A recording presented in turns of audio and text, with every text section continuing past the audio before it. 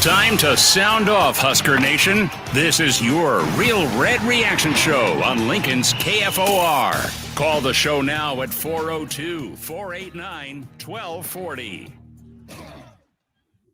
Welcome to it, Real Red Reaction. We're on location at the Bar, 17th and P. I'd say come drown your sorrows. It keeps getting worse if you're a Nebraska fan. 13-10, Iowa walks off. Stop me if you've heard this before. In regulation. Sound off here, 489-1240. 489-1240. And Real Red Reaction produced by Currency, as can watch the show as well as hear it on KFOR, KFORnow.com. The Hail Varsity YouTube channel, the Real Red Reaction YouTube channel, Hail Varsity Radio, Twitter at HVarsity Radio, KFOR, Facebook, and Twitter. Just a bunch of comments to already get to, fellas, and it looked like a little bit of sunshine with the interception by Tommy Hill. Nebraska gets the football in field goal range or just shy of it. And the costly turnover and interception by Iowa, the run, and away you go. Iowa hits one with a new kicker from 38 to walk off Nebraska and notch their 10th win. We talked a lot about progress. Did Nebraska need to get to 6 for this year to be progress? Nebraska got better as the year went on in a lot of areas. 2 areas that they still need to really push and grind for next season is clock management and, of course, turnovers. Again, Nebraska -3 on the turnovers today, and then just 15 seconds ran off on that final drive. I get trying to get in better field goal position. The other side of that is you can't turn it over. And you had probably a 90-10 crowd here at the bar watching the finish. And the Hawkeye fans let it know what happened. Husker fans just a groan in agony. Some thoughts, Elijah, Tim, Bob, go ahead and chime in. And it's just been all season long with these one-score games, and it's a carryover from a previous regime that have really worn down Nebraska fans. And what Husker fan doesn't have PTSD seeing Iowa kick another game-winning field goal? It's 3 of the last 4 years. It's unreal. It's disappointing, disheartening, especially with the way Tommy Hill steps up for the defense and makes the play. Chuba Purdy never sees the defensive end dropping into coverage, throws it directly to him. It's how Iowa wins football games. They wait for you to make a mistake. Nebraska made a mistake in the most crucial moment, and they lose the football game because of it. It's on par for Iowa, and it's essentially what I said in the pregame show, Schmitty. Iowa has experience winning football games like this. They've won 9 football games pretty much this year doing this very thing. Letting their defense go out and make plays, wait for your offense to make a mistake. Whenever you do make a mistake, they're going to capitalize. They did that. They bust off one run. Pretty easy field goal for their kicker. The snap wasn't even great, and he still knocks it through. So it's how Iowa wins football games. They've experienced doing it in this way, and I think a lot of Husker fans saw this coming as much as you didn't want to in that fourth quarter. Nebraska gets the take. You think maybe it's different. In the back of your mind, you're still waiting for something to go wrong. The worst comes to worst. Iowa wins the football game, and you should have seen it coming. I would say unbelievable, but it's just happened so many times. Like you said, it's just PTSD. It's like, I mean, I don't know what to say. I mean, you talk about ball security. You talk about you're right. You just can't believe it. I really am just like, all we've talked about is ball security and hang on the ball and don't have turnovers. And all they do is turn the ball over. I mean, Chuba had a couple of bad turnovers. One of them, the Billy Kemp jumped on. But that last one, I mean, he just clearly didn't read the secondary. Made up his mind where he was throwing it, threw it right to him. And again, your defense, again and again and again, gets 2 blocked field goals. When was the last time Nebraska blocked 2 field goals, right? They played their tails off. And I say just, clear out the whole Nebraska quarterback room and start over. I mean, really, ball security, I mean, they've all shown they do not have that in their wheelhouse. They don't have that club in their bag. They may have all the physical strengths and the biggest arm, but they don't understand hanging on to the football. Every one of them has turned it over in critical times. Every one of them has cost them games. It really is just unbelievable how much you can talk about it, and it still come back to haunt you.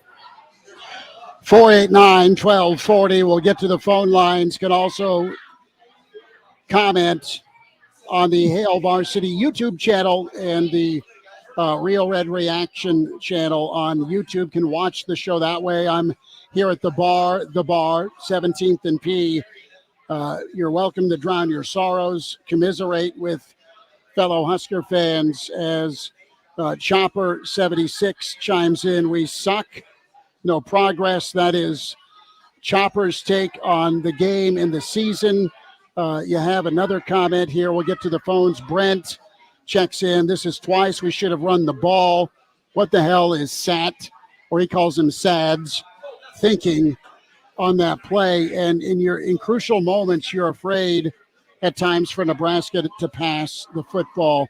You had 10 seconds run off the clock, or that didn't run off the clock, rather, that you'd like to have back in hindsight. Elijah, do we have the lines ready to rock? Yeah, we have Tad on the phone line.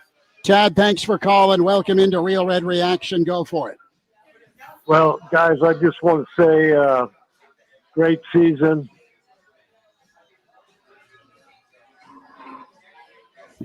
Tad, Yeah, go guys, ahead, this bud. is just a very bitter day, but I just got to tell you, and I've been saying this all season, we are a pounding football program. We're a program that pounds the ball. And this is not how we play, but good students to the coach and what we're doing because we're young. But we have to learn how to pound the football. Make that the number one, and then we can pass. But, guys, we need to learn to run the football. So good season. I'm disappointed, but we shouldn't have passed. We should be a running football team. Thank you. Chad, thanks for the phone call. 489-1240 or 800-825-5865. And you need to be able to throw the football in a lot of levels of football, college specifically. Chubba gutted it out. Nebraska got back in the game by hitting Lloyd for 66 yards. Alvano tied it with the 44-yard field goal. Nebraska played the field position game, guys. About the 8-minute mark, got the football back at midfield. The drive didn't go far enough as the field goal was not even close, wide left for Alvano. Iowa gets it back.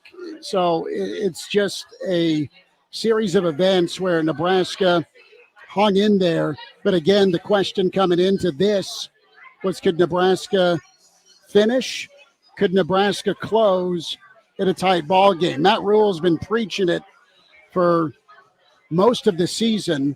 And when push comes to shove, Nebraska's record, just one win this year in one-score games. And problematic here, specifically when you go 0 for November. We'll get to more of your phone calls in a minute. Elijah Herbal back in studio. Tim Bob from his man cave. Chris Schmidt here at the bar, 17th and P. Chris chimes in on the stream. Hail Varsity YouTube channel or Real Red Reaction YouTube channel. Bleep poor time management. Hurts to be a Nebraska fan sometimes. Tim Bob, Elijah, you have a lot of self-infliction. You have some of the fundamental part when it comes to taking care of the football. And you're going to have a defense, if Nebraska doesn't get a break in a bowl bid at 5 wins, that you're going to remember for doing everything but score more points for this team this year. Yeah, everything. It's just, they said it in the game. Iowa's won 4 games and lost 1 in close games. Nebraska's lost 4 and 1. It's just the difference in that mindset. You talked about it a minute ago, but turning the ball over, not having ball security, defense plays great. Special teams played fairly well. That last punt was a little short, but had a great pin the ball inside the 5-yard line. You force the short field. You get the field goal, and just looked like he hit it off the inside of his foot and pulled it. And that's the ball game. It's just that close, and Nebraska just doesn't know how to win those close ball games. 4 times, and every one of them has just come down to just not being able to make the play, get it done, play calling. Everybody's to blame, in my opinion. Everybody's got to blame except for maybe Hutmacher and Ty Robinson and Hill. I think, the defense played great. Just a little bit of a joke there. I saw it. Elijah, who do we got? We have no one on the line. We're trying to figure out some issues with going on the air. So we are currently just streaming live online. Our good friend Eric is working on the issues we're currently facing with being on the air. So we are streaming live online, Hail Varsity's YouTube page, the Real Reaction YouTube page, KFOR Facebook and Twitter, as well as Hail Varsity Radio on Twitter. So plenty of places to catch us. I guess if you usually catch us on the air, it's not helpful for me to get on and say, catch us online. If you're watching, you're already online. But no one on the line. We're trying to figure that out, though. So you have Rock chiming in. Rock Westfall, devoted listener. Missouri has the 5th down. Nebraska has the 12 extra seconds. And the good news is there's no more junk to kick in. It's gone. Still, Bill Parcells has a point. You can't make this stuff up.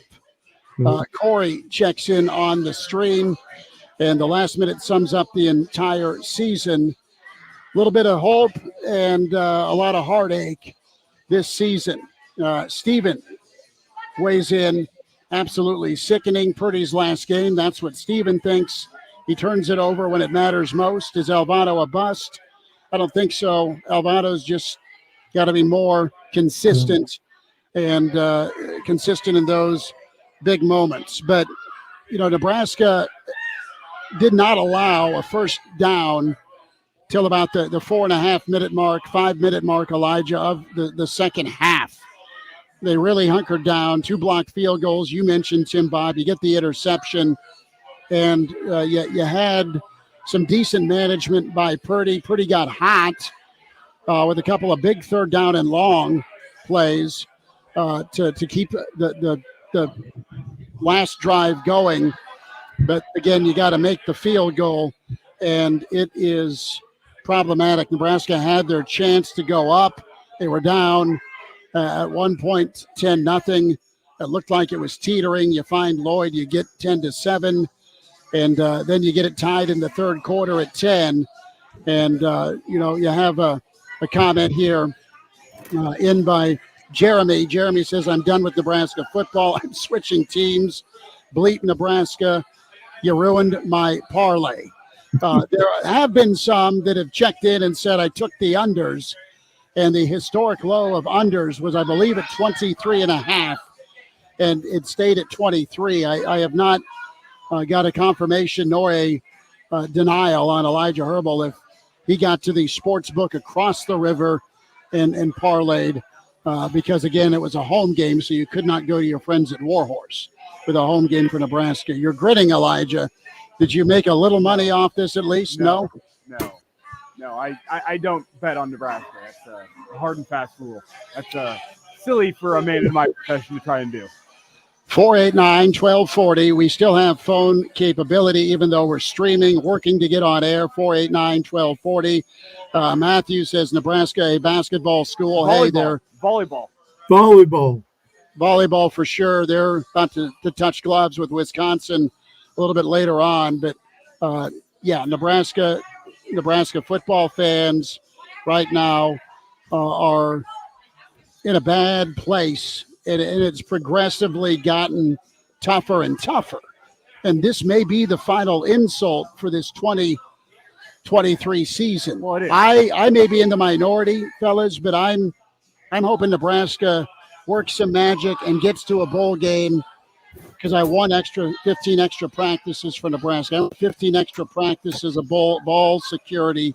I want 15 extra practices of 2-minute drill. I want 15 extra practices of 2-minute drill. That's what I want for this football team. You have to earn that, though. You have to earn those 15 practices. And Nebraska, let's be honest, does not deserve to make a bowl game. You had 4 different opportunities to get to 6 wins. You blow it against Maryland. Arguably, you blow it against Michigan State. You blow it against Wisconsin. You blow it against Iowa.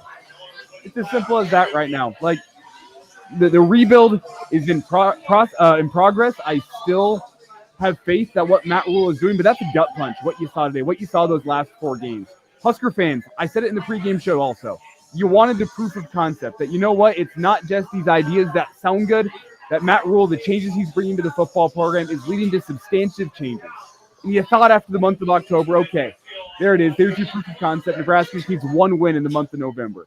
And then in the month of November, they regress right back to the old habits. Whenever the pressure turns up, you're 1 win away from 6 wins. You regress right back to the old habits that have plagued you for 5 years. You implode at the end of football games. You have a chance to win, and you give it away. That's what Nebraska did today. The defense goes out and makes enough plays for you. Phenomenal defensive second-half performance. What does the offense do? They throw it directly to a defensive end standing in the middle of the field. And maybe we'll have to get into the quarterback situation here a little bit later in the show.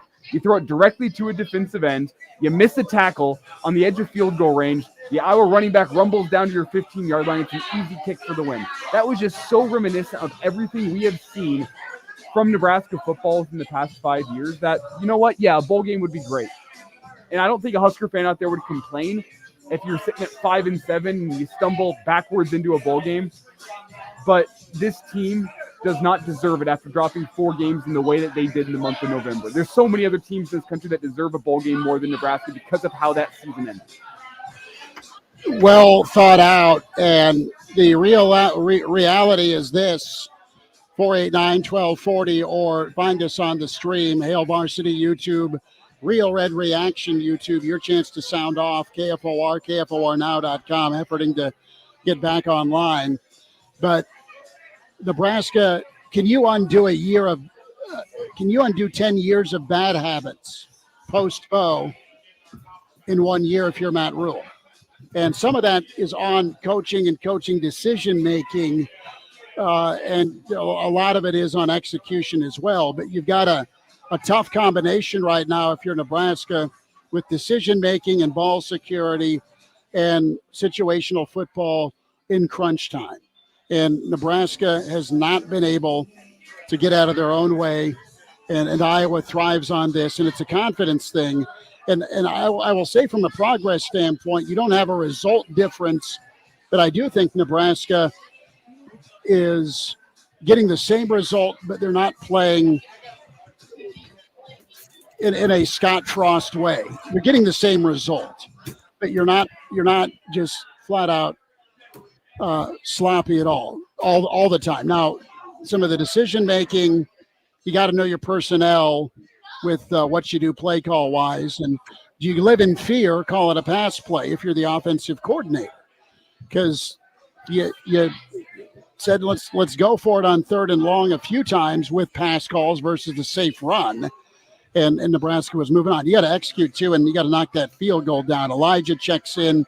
This was the most Nebraska ending to a season ever. I'm so disappointed, but again, I need to feel good about all the positives from this year. Elijah, thanks for checking in.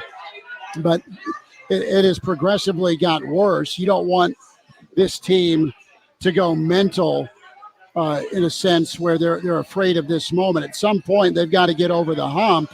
And with the way they finished against Northwestern, you thought they'd be able to figure out a way to finish in some of these tight ball games. You had plenty of lessons against Maryland. You had plenty of lessons against Michigan State. You had lessons against Wisconsin last week, and now you drop back.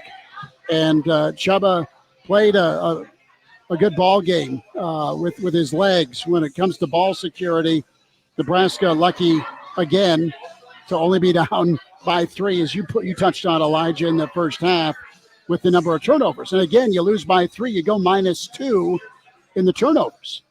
And it's just, it's redundant. Well, again, I mean, the most turnovers in D1 football. I mean, it's an unbelievable number that they've won 5 ball games, turning a ball over that many times. I mean, it's just a credit to the defense that they've kept you in that many games. I mean, I don't know how you change that. Again, it is a holdover from the Scott Frost era, but there were some, more creative ways of losing with Frost. I mean, you had special teams. At least here you've improved the special teams, in my opinion, in a lot of ways. Again, missed field goal today, but I don't know how you fix this other than just a complete wipe out the quarterback room, start anew, and bring in some offensive linemen out of the portal, and try to get these young receivers in a position where they can make plays. But you had the big play down the field, the big touchdown play to get you back in it when you had really nothing going in the first half. And again, it just comes down to quarterback play, in my opinion. I mean, obviously the offensive line is a makeshift offensive line, and I think for the most part they've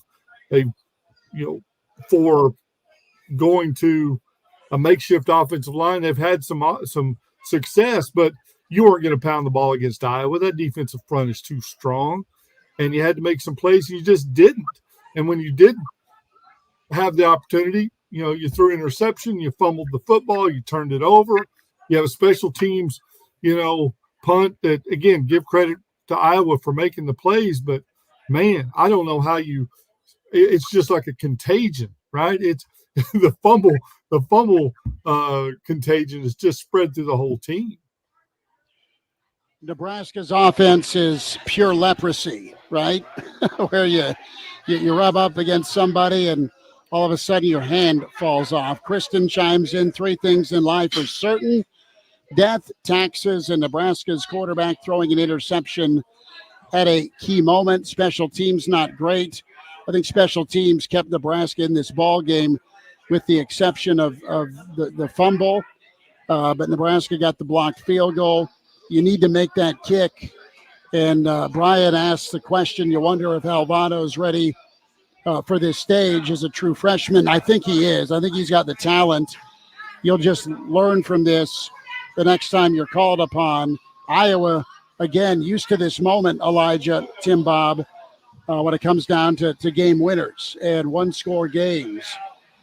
As we'll take more of your thoughts and comments here. Plenty of stream comments. Hail Varsity YouTube channel, Real Red Reaction YouTube channel, and also Twitter at HVarsity Radio, at KFOR now.com as well. On the stream is where are we at with the on-air part of things? We are on the air. We do not have any commercial breaks, so we're just going to roll through until I hear otherwise. So okay, it's a special Real Red Reaction show here where we don't even have to take commercials, I guess. I don't know. I'm waiting to hear from the people who make the decisions what I'm supposed to do here. But for now, we're just rolling. All right, 489-1240, open phone line for you. Bill Dolman may be along. He may be wandering in traffic after yet another gut punch if you're a Nebraska fan. Let me ask you this. Do you want another game? You're right, Elijah, with Nebraska and not deserving one. You got to get to 6, although there is a loophole.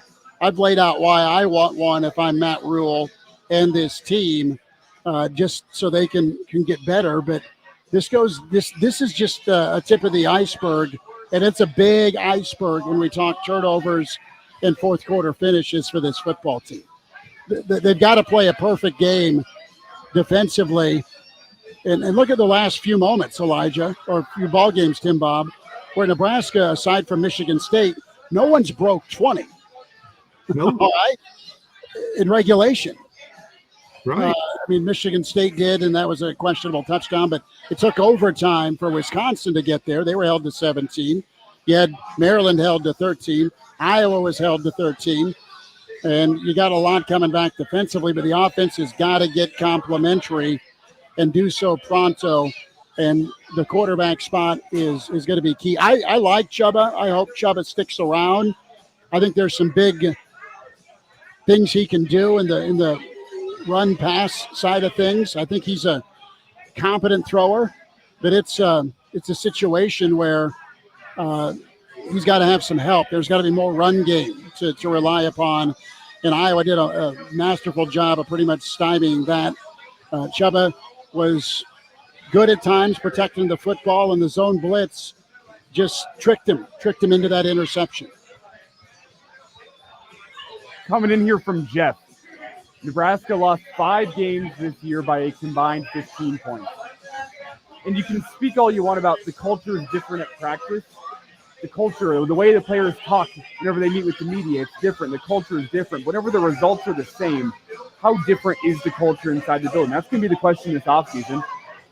How different is the culture? It's going to take new players. Is Matt Rule really shifting the culture?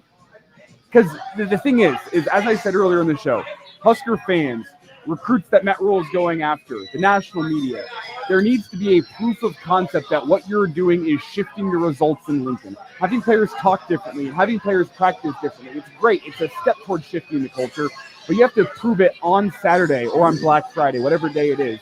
You have to prove it between the white lines on the football field that your culture is different. Whenever you continuously lose football games because your offense shoots itself in the foot, because you can't thrive in close football games in the fourth quarter, because you can't take advantage of the other team making mistakes, all the things you need to go do to go win in the rough and tumble Big Ten West.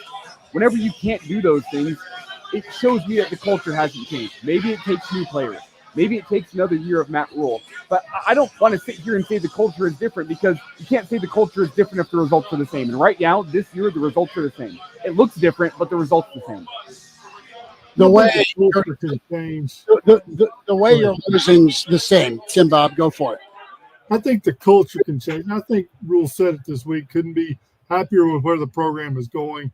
Can't be more upset about the results or the what the game's outcomes would be. And I can agree with that. I mean, for Matt Rule, his first year normally is a 1-win season or a 2-win season. So he's way up on that in terms of proof of concept. But I agree that the program, the culture can change. I mean, when you have a Ty Robinson coming back, the Huttenmacher, you've got some guys who could have made a choice to maybe go on who want to come back. I think that does speak to a change of culture to want to be the leaders. But I think you've got to go get, a quarterback that's a difference maker. Because in today's game, the quarterback can be the difference maker. And there is no Big Ten West after this season, right?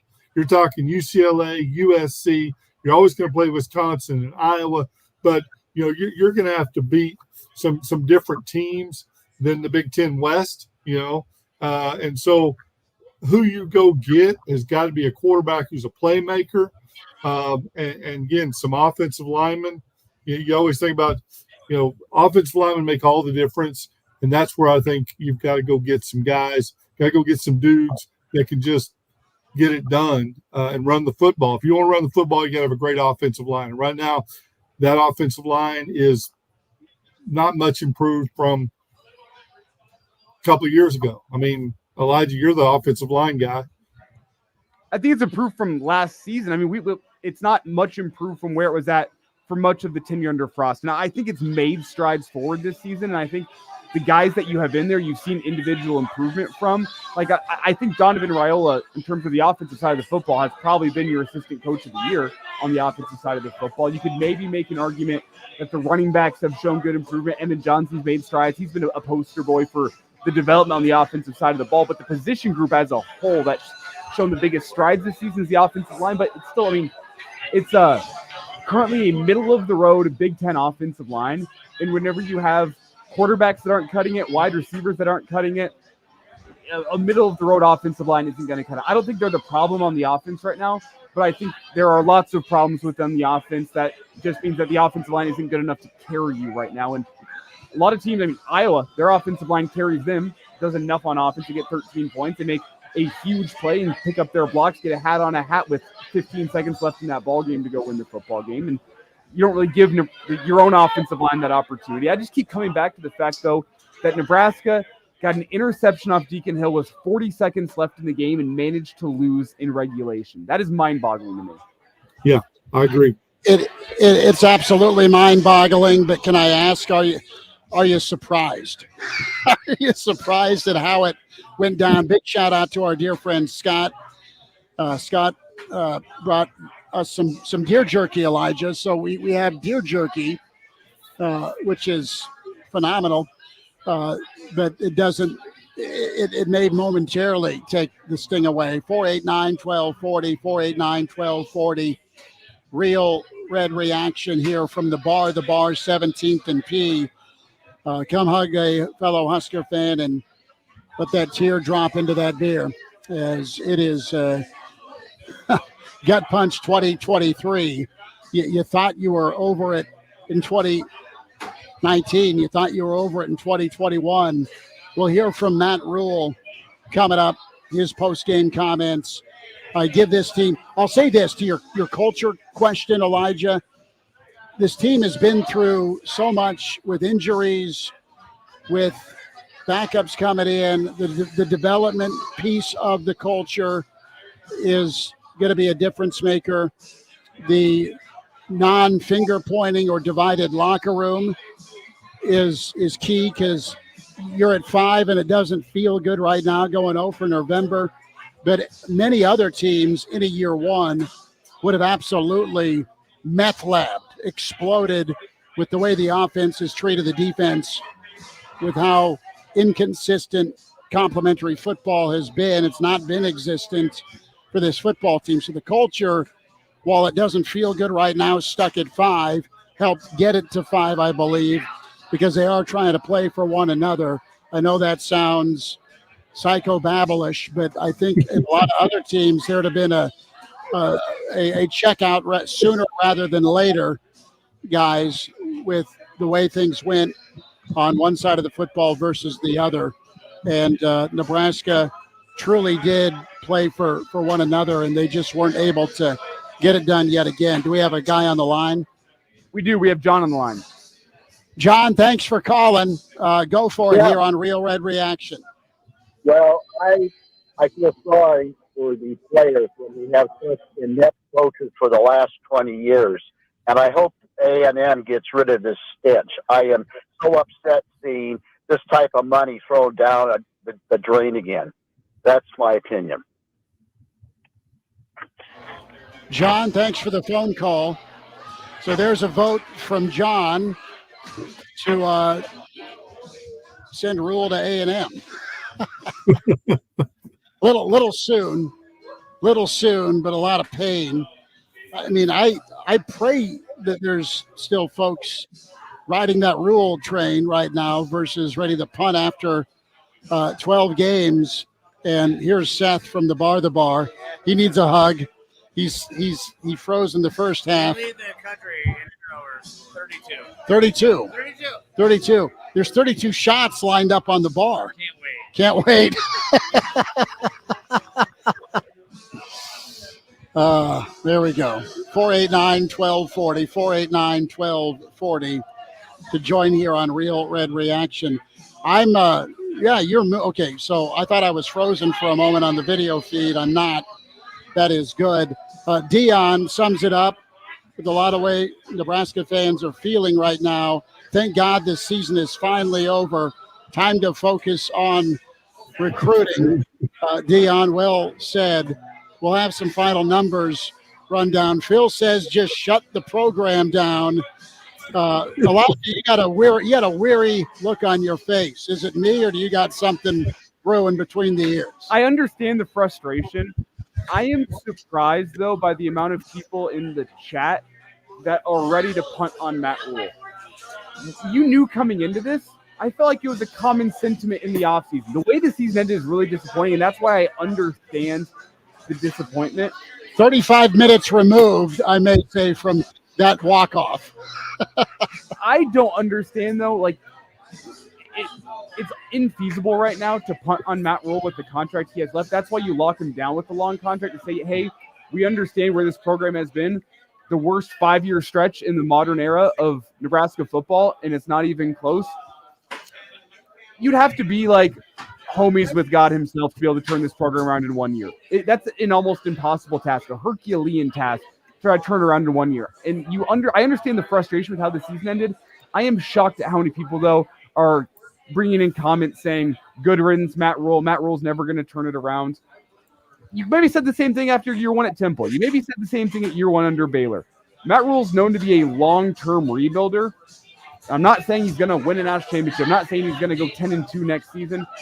I'm not saying he's going to go 5-7. I don't know what next year looks like, but year one was never the point, at least coming into this team, where we said, this is the hard and fast. Matt Rule has to win in year one or else he's not going to be able to get it done around here.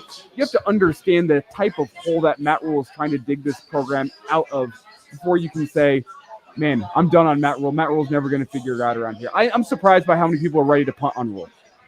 I agree with you, Elijah. I think there's some really hurt fans here, but I think that Matt Rule is the real deal. I think he's going to turn this around. The program, I like what you like the culture and all those things. I think it comes down to finding some playmakers on offense, starting with the quarterback. But I agree with you. I think Matt Rule's, is going to turn this thing around. Again, for a first year, it's better than we thought. I'm old enough to remember when we said 6-6 was the best we could hope for. He came up one game short of that. It didn't look pretty. It was a lot closer in a lot of those games than you thought it was or should have been, the way they turned the ball over. But in the end, 6-6, 5-7 was batted around a lot 3 months ago when we started this season. Well, it's to me, it's a case of like, I'm not confident in saying, yes, Matt Rule is going to turn this football program around. I can't say that, but I'm also not going to be able to sit here and say, yeah, and maybe I'm middle of the road. I'm just too wishy-washy right now, but I think I'm just being reasonable and saying, no, you can't evaluate after year one what an entire rebuild is going to look like. Whenever Trev Alberts brought in a guy that rebuilds the right way. That was one of the things that Trev Alberts said when Matt Rule was hired, was he's not going to try to microwave the results. He's going to build the program the right way. He's going to start with development. And you know what? You can't develop a program within 1 year. I think that your process of evaluation, 3 years is probably about right. I mean, Kirby Smart started a developmental program at Georgia, and he went and got some high-end recruits to kickstart that. But if you were evaluating Kirby Smart on year one at Georgia, you would have fired him. He went 7-5 year one at Georgia. It was a step back from the previous season. Like, evaluating a coach after only 1 year on the job is ridiculous. And I'm frustrated with how many Husker fans have gone, dare I say, fair weather and said, you know what, Matt Rule, 5-7 in year one, I'm out on the guy. For him to come in this first year and do some good things, specifically with his defensive coordinator hire, the defensive side of the football, quite frankly, was super positive. To find guys that you've not heard of since signing day 3 or 4 years ago, or in some cases 2 years ago, have some key parts of your offensive line get removed, and arguably your offensive line played better down the stretch. Now, not a good day today, and they're not vintage, so I'm not saying they're great, but they were serviceable. You led the league in rushing. You're on your third quarterback. All right, now there's got to be some hard conversations when it comes to quarterback evaluation. There's got to be some hard conversations with your play caller about his play selection, what he's confident in, and also the translation of execution with what he's calling. And the sticking point for a lot of Nebraska fans has been this season is the guy calling plays that he knows Nebraska and their quarterbacks can make, or is he calling plays that he's excited to call because this is his offense? Mark Kranak has rolled in, and you need a drink, Kranak? Kranak has checked in, as we'll take more of your phone calls, 489-1240, as Kranak thaws out right now, and we welcome him in. Tim Bob Kitzmiller, Elijah Herbal. Tim Bob, Elijah, how are you? It's real action. And we have a quick call to get to. Yeah, let's get to Pete on the phone line, calling us from Chattanooga. Pete in Chattanooga. Pete, welcome into Real Red Reaction. Thanks. Yeah, thank you for taking my call. I apologize if you covered this. I tuned in late. But my question is, having to take that time out with just, a half minute to go, when we're needing a timeout or a perfect play for field goal position, how much do you think that threw us kind of off our feet, so to speak, and led to a non-optimum call to end the game? It didn't help, Pete. It didn't help for sure. And that's kind of been an ongoing thing with the offense from time to time. The fact that they've had to burn some timeouts trying to get the play in. Yeah. And you wonder, is it a play that Chubba was familiar with, had he repped, and you had Iowa with the perfect disguise on that zone drop. So it's an issue for sure. And it comes down to kind of a list we're making of to-dos for Nebraska going into year two. It is finishing, it is fourth quarter, it is 2-minute drill, it is play calling, it is quarterback decision-making paired with play calling from the coordinator. Defense played incredible the second half, and it also comes down to pressure moments. If you're a high-level kicker, you got to make that kick to go up 13-10. So there's a lot of it, but it was problematic for sure to have to burn that time out. Pete, you got the extra seconds when they didn't run the clock with the Iowa fans with a thought little Nebraska home cooking, but that's clock management from the stadium, right? Yeah, that didn't help either. Kranak, you were freezing it off. Yeah. And your takeaway, we're despondent here. This bar, I love it. We're at the bar, and third time in a row here on Black Friday, we're in this same situation, 2 of the 3 walk-offs. Well, yeah, and it is hard not to equate this game with what has sadly become. This is true, by the way. This is Nebraska's identity. It's not the one they want. It's not the one anybody wants. It doesn't mean you can't snap out of it eventually. But Nebraska's identity is they will not close out the game. They will not do it. They almost refuse. It just doesn't happen. It never happens. When it's close and it's down to the wire, Nebraska routinely does not make the play, and the other team wins. It's something like, I could be off here on the statistics, but it's around this neighborhood. This is something like 29 of these types of scenarios. Since 2018, Nebraska has been in like 29 of these scenarios where you are either tied or down a score, and you got a chance to close the game out, to take the lead, basically.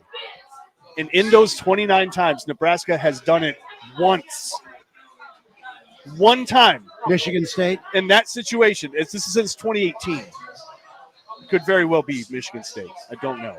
I honestly don't know which one it is. But that is how often things like this happen. Right? That is like 28 times in 6 years. And it spans like what? It spans staffs. Right. It spans staffs. It spans probably 9 quarterbacks. Probably a dozen or so running backs. Like, it is the program's identity. It truly is.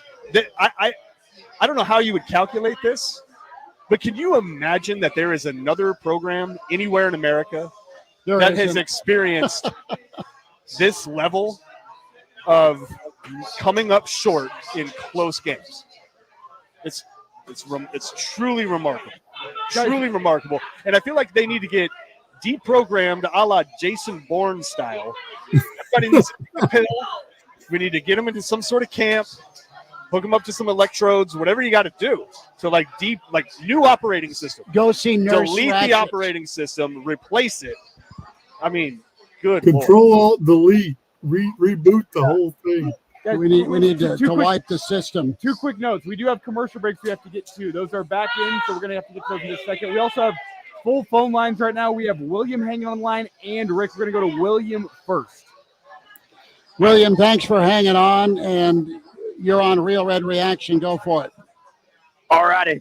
So I want to talk about number 30, but I don't know if he really is the guy, but he's been able to we just can't run the ball. I feel like though he was just also like running for his life in the pocket. Like we just couldn't get anything going on offense.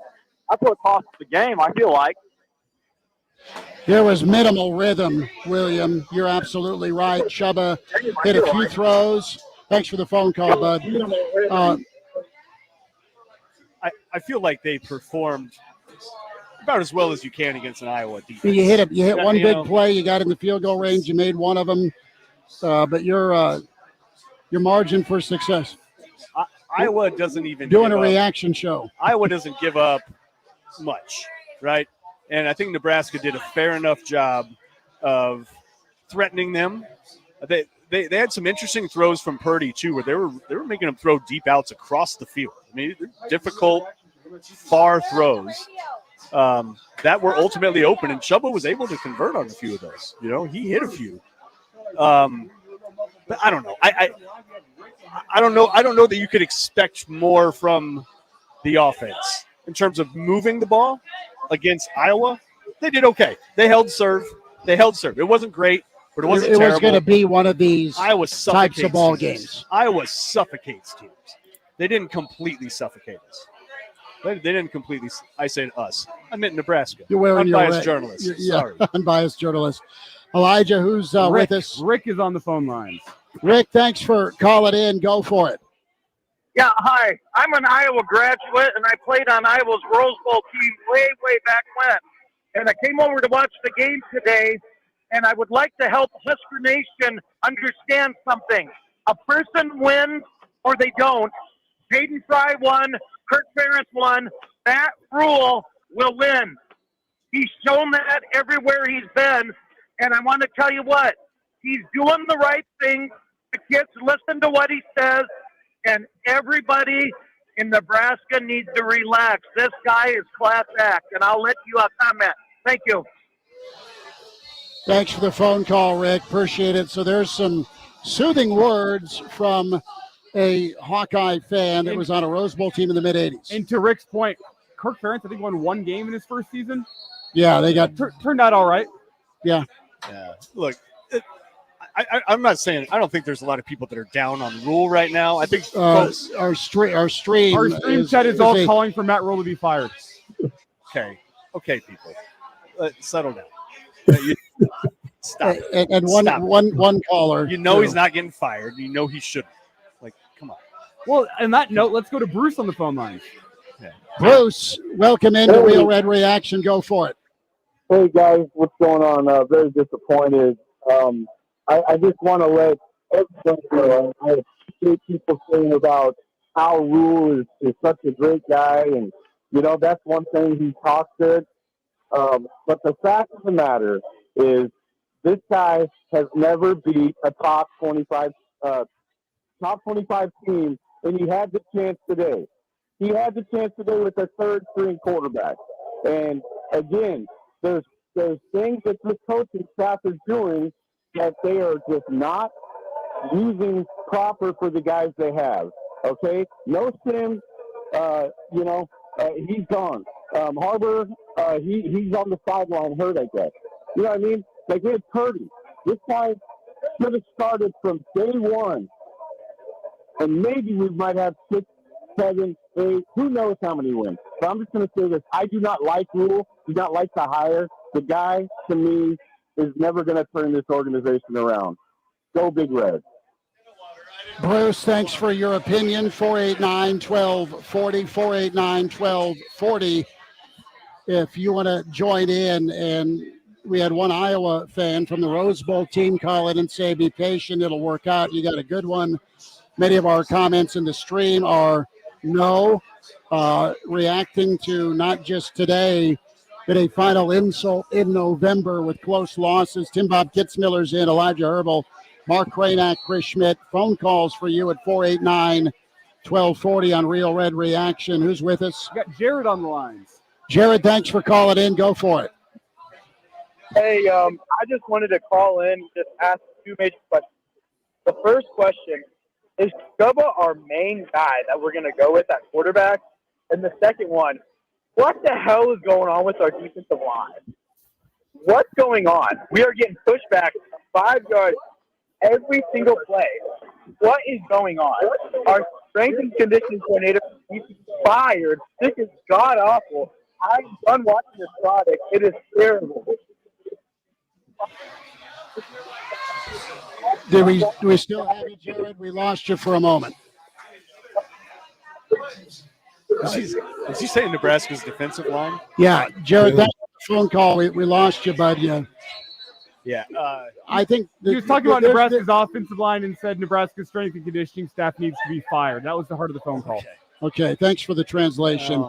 Oh, Disagree respectfully, Jared. Yeah. I think Nebraska's defensive line has been a reason you have 5 wins. They've been incredible. I think they're still rejoicing that you got Ty and the polar bear coming back. And, yeah, they got gashed a couple of times today. But, again, it can't be 2 or fewer every single play. And to be honest, I mean, Iowa had 17 minutes of time of possession plus 12 in that first half. Nebraska flipped that a little bit thanks to the third quarter. But, no, the D-line's fine. As far as Chubba, the guy forward, he needs to be in the conversation. I like he's the best you got in the program. Right, and you don't want to right now punt that because you had 2 quarterbacks that you moved on from a year ago. You bet on the wrong horse in Sims, and that's kind of starting your turnover issues. Current roster, current state, Chubba is 1, Harburg is 2. Sims will not play quarterback anymore. Right, not here. I don't think. He will. Maybe he will, but he shouldn't. He's, Right. I'm not sure he can be on offense, period.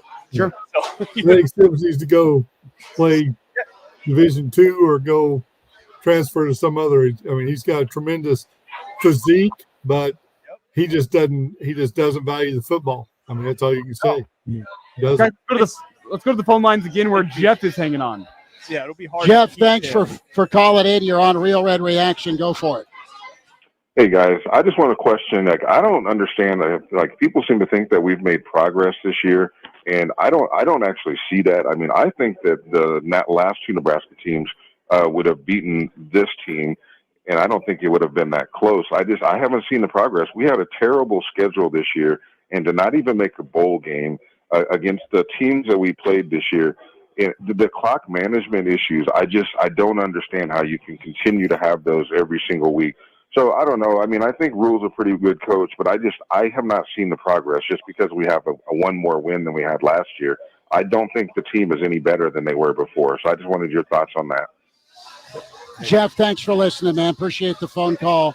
I'm in the camp of progress on these points, on culture and on development. You've seen guys. What specifically within culture? Well, I think other teams in the past, we're talking Riley and we're talking Frost era. I think they would have tapped out a long time ago with the way the offense didn't value or take care of the football. The defense was put in too many bad positions time after time after time, and yet they rose up more times than not. When it comes to total turnovers versus points off turnovers, I don't have that in front of me. That number is staggering compared to what it could be from. At some point, you're going to turn and go off on your little brother that keeps getting you in trouble. All right, and that's the offense. So I think I've seen improvement there. I've seen improvement in development. Listen, and 1 more win, yeah, that's evidence of an improvement. But Jeff, you're not wrong with time management and end of game situation. Same problem, same result, different staff. That's got to be addressed. Did you get better at offensive coordinator this year from last year? And people have been bitching and moaning about both. They still whine about Whip. They're really not happy with Sat right now. And you had second and third team guys that were at least ready to come in, but not always ready to perform. I thought the line offensively performed a little bit better. Elijah, you want to jump in? Yeah, my take on this, and I somewhat agree with the caller. I think this season what we saw was progress towards Matt Rule's vision for what he wants Nebraska to be under his rule, pun intended. But I don't think we've seen progress in terms of a better football team on the field. I'm about with what Vic just chimed in with on our stream. This team would best Frost teams with a walk-off field goal, but it would be ugly. Yeah, that's about right. The talent on the field not leaps and bounds better than what Frost had. The team itself, not that much better than what Frost had. But the team made progress in terms of Matt Rule's long-term vision for what he wants Nebraska to be. And that is a step forward, despite how November ended, despite how bad this team looked at the end of the year. It's a step towards what Matt Rule wants it to be. That is progress. The question, which still remains, is Matt Rule's vision for what Nebraska is going to be, is that going to work out in the long run at Nebraska? That's still what remains the question. I think that's kind of the difference between what we are seeing with this football program and what some of the people in the stream chat are saying with not trusting Rule, not seeing the vision. I think there's progress towards what Matt Rule's vision is. I don't think we have seen tangible steps forward in terms of a better football team currently. I see multiple areas of progress, some specific ones that I think are worth calling out because I think they were problems for the most part over the past several years. Outside of maybe the 2021 season where Nebraska played really competent and good, sound defense, right? They did that year. That's one thing I see right away. That's progress, right? Like this team, everybody hits on that defense. You're not seeing people bail on contact anymore. You're seeing guys take on blocks, try to blow them up. Like, you know what I mean? They hold their own there. They're not bailing on – nobody's bailing on contact anymore on defense. That's a pretty big cultural thing. That's a really big cultural thing right there.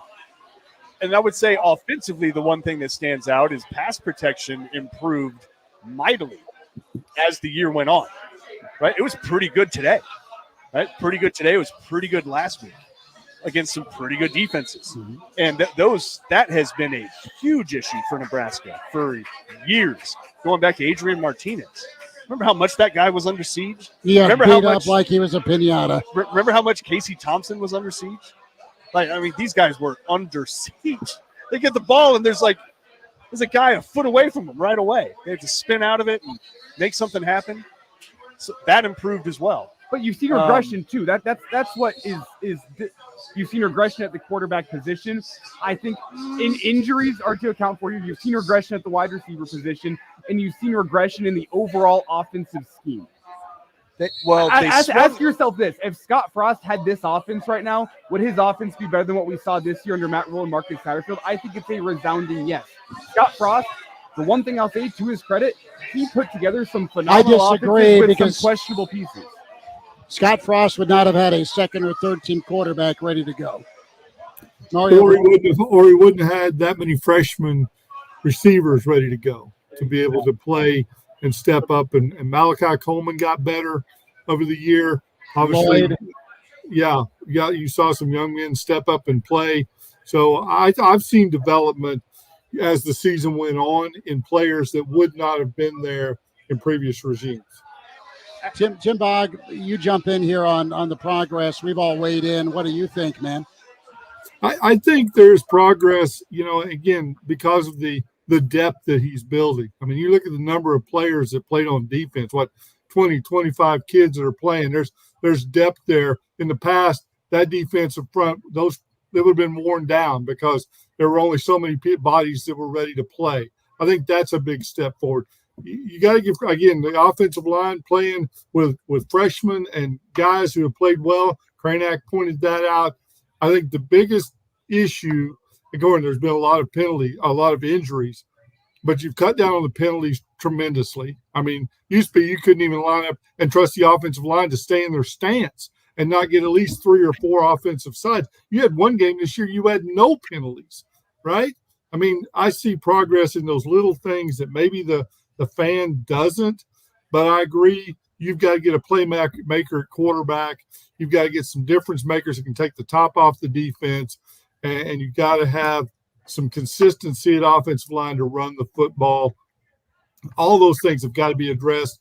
But I think, as Matt Rule said, 2 things can be true at once: the record and the progress that we're not seeing the outcome, but the progress is there in terms of culture and development of players. And that was where Elijah started the year with. Scott Frost did not develop players. I think that's something you could point to as development of players and getting them ready to show up and play. Again, maybe not quite ready to push it over the top. That may be a culture thing as well, but I don't think it's outside of Matt Rule's periphery. I mean, he understands there's a cultural change that has to shift as well. Well, phone line or break? Phone line, we'll get to the phones one last here. phone call, then we'll take a break. We'll come back to Matt Rule, his post-game thoughts. All right, who's with us? We have Jim on the line. Jim calling us all the way from Pennsylvania. Jim from Pennsylvania. Jim, thanks for calling, bud. Hey, guys, how are you? We're hanging in. I got a Listen, disappointed bunch originally of from New Jersey, now in Pennsylvania. Been following Huskers since '78. Grew up probably about 15 minutes from Mike Rozier. So I've followed the program over the year. A couple questions I do have, but I do want to say one thing. I do believe Matt Rule's the way to go, but it really kind of shows you where the program is. It's not in a good position right now, but I think the people that say they want to get rid of him, you got to give them 3 years of recruiting. Because if you don't, you're just going to be in the same position you were with Frost, with the previous head coaches, So that's my big concern. People are already saying get rid of him. Give him some time. The other question I do have is, did they even consider keeping Casey Thompson for a quarterback position? Because I know this is just obviously my opinion. If he's the quarterback, they have a few more wins this year. So I'm gonna let you guys go. I'll listen to you online, but I appreciate everything. Jim, thank you. You take care, Jim. Thanks. Yeah, hindsight's always 20/20, but I don't think the evaluation process was good with your quarterback situation going into this year. Clearly was a wrong choice with Sims from a handling the moment or the fishbowl. And I'll say they got the guys behind Sims ready, and they tried to adapt the offense. But when push came to shove, it was break in case of emergency if you're trying to quit smoking, man. You're grabbing that cigarette when it comes to throwing the football versus running it. And that's something you have to have a long talk with your offensive coordinator about. And these 2-minute drills specifically. So, yeah, Casey Thompson could have won more games here. You could absolutely make that argument. Could Casey Thompson have done what won some games for you, and that's run the football at the quarterback spot? He's athletic. Was an okay runner. I thought so. Stay healthy wise, though, is the question. So we'll take more of your, we'll take more of your phone calls. 489-1240, 489-1240. 25 minutes left on the air. KFOR, KFORnow.com. More time for you digitally on the Hail Varsity YouTube and Hail and Real Red Reaction YouTube channel, so can chime in that way. We'll get to your stream comments too. Promise you that. Tim Bob Kitzmiller, Elijah Herbal, Mark Kranak, Chris Schmidt as Hail Varsity and Real Red Reaction continues on from the bar, 17th and P.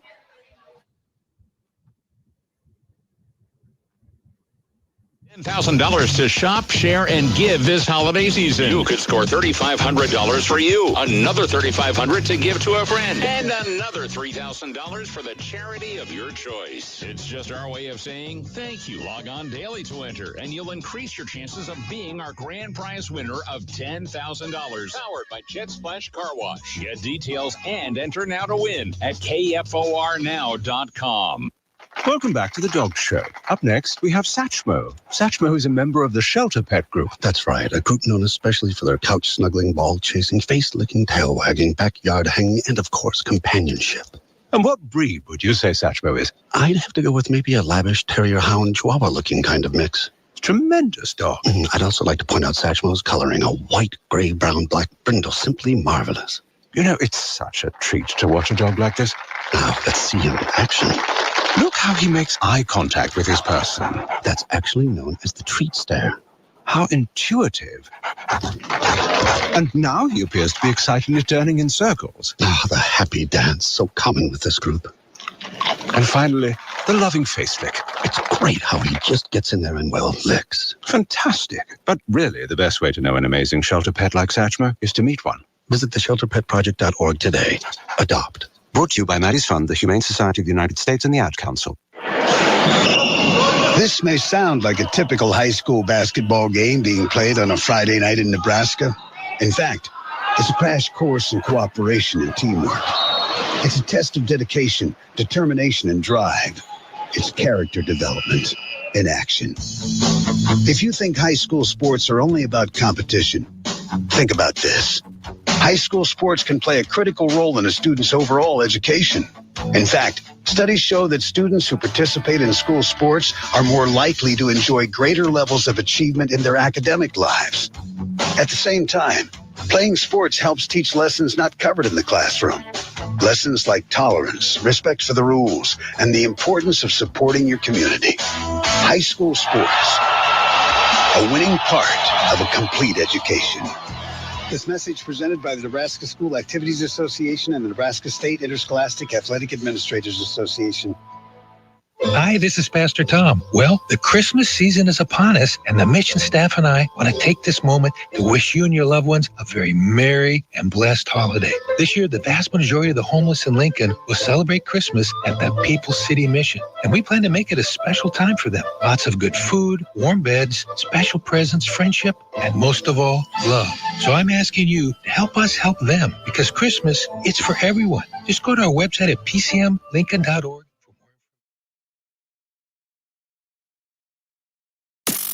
This is the Real Red Reaction Show.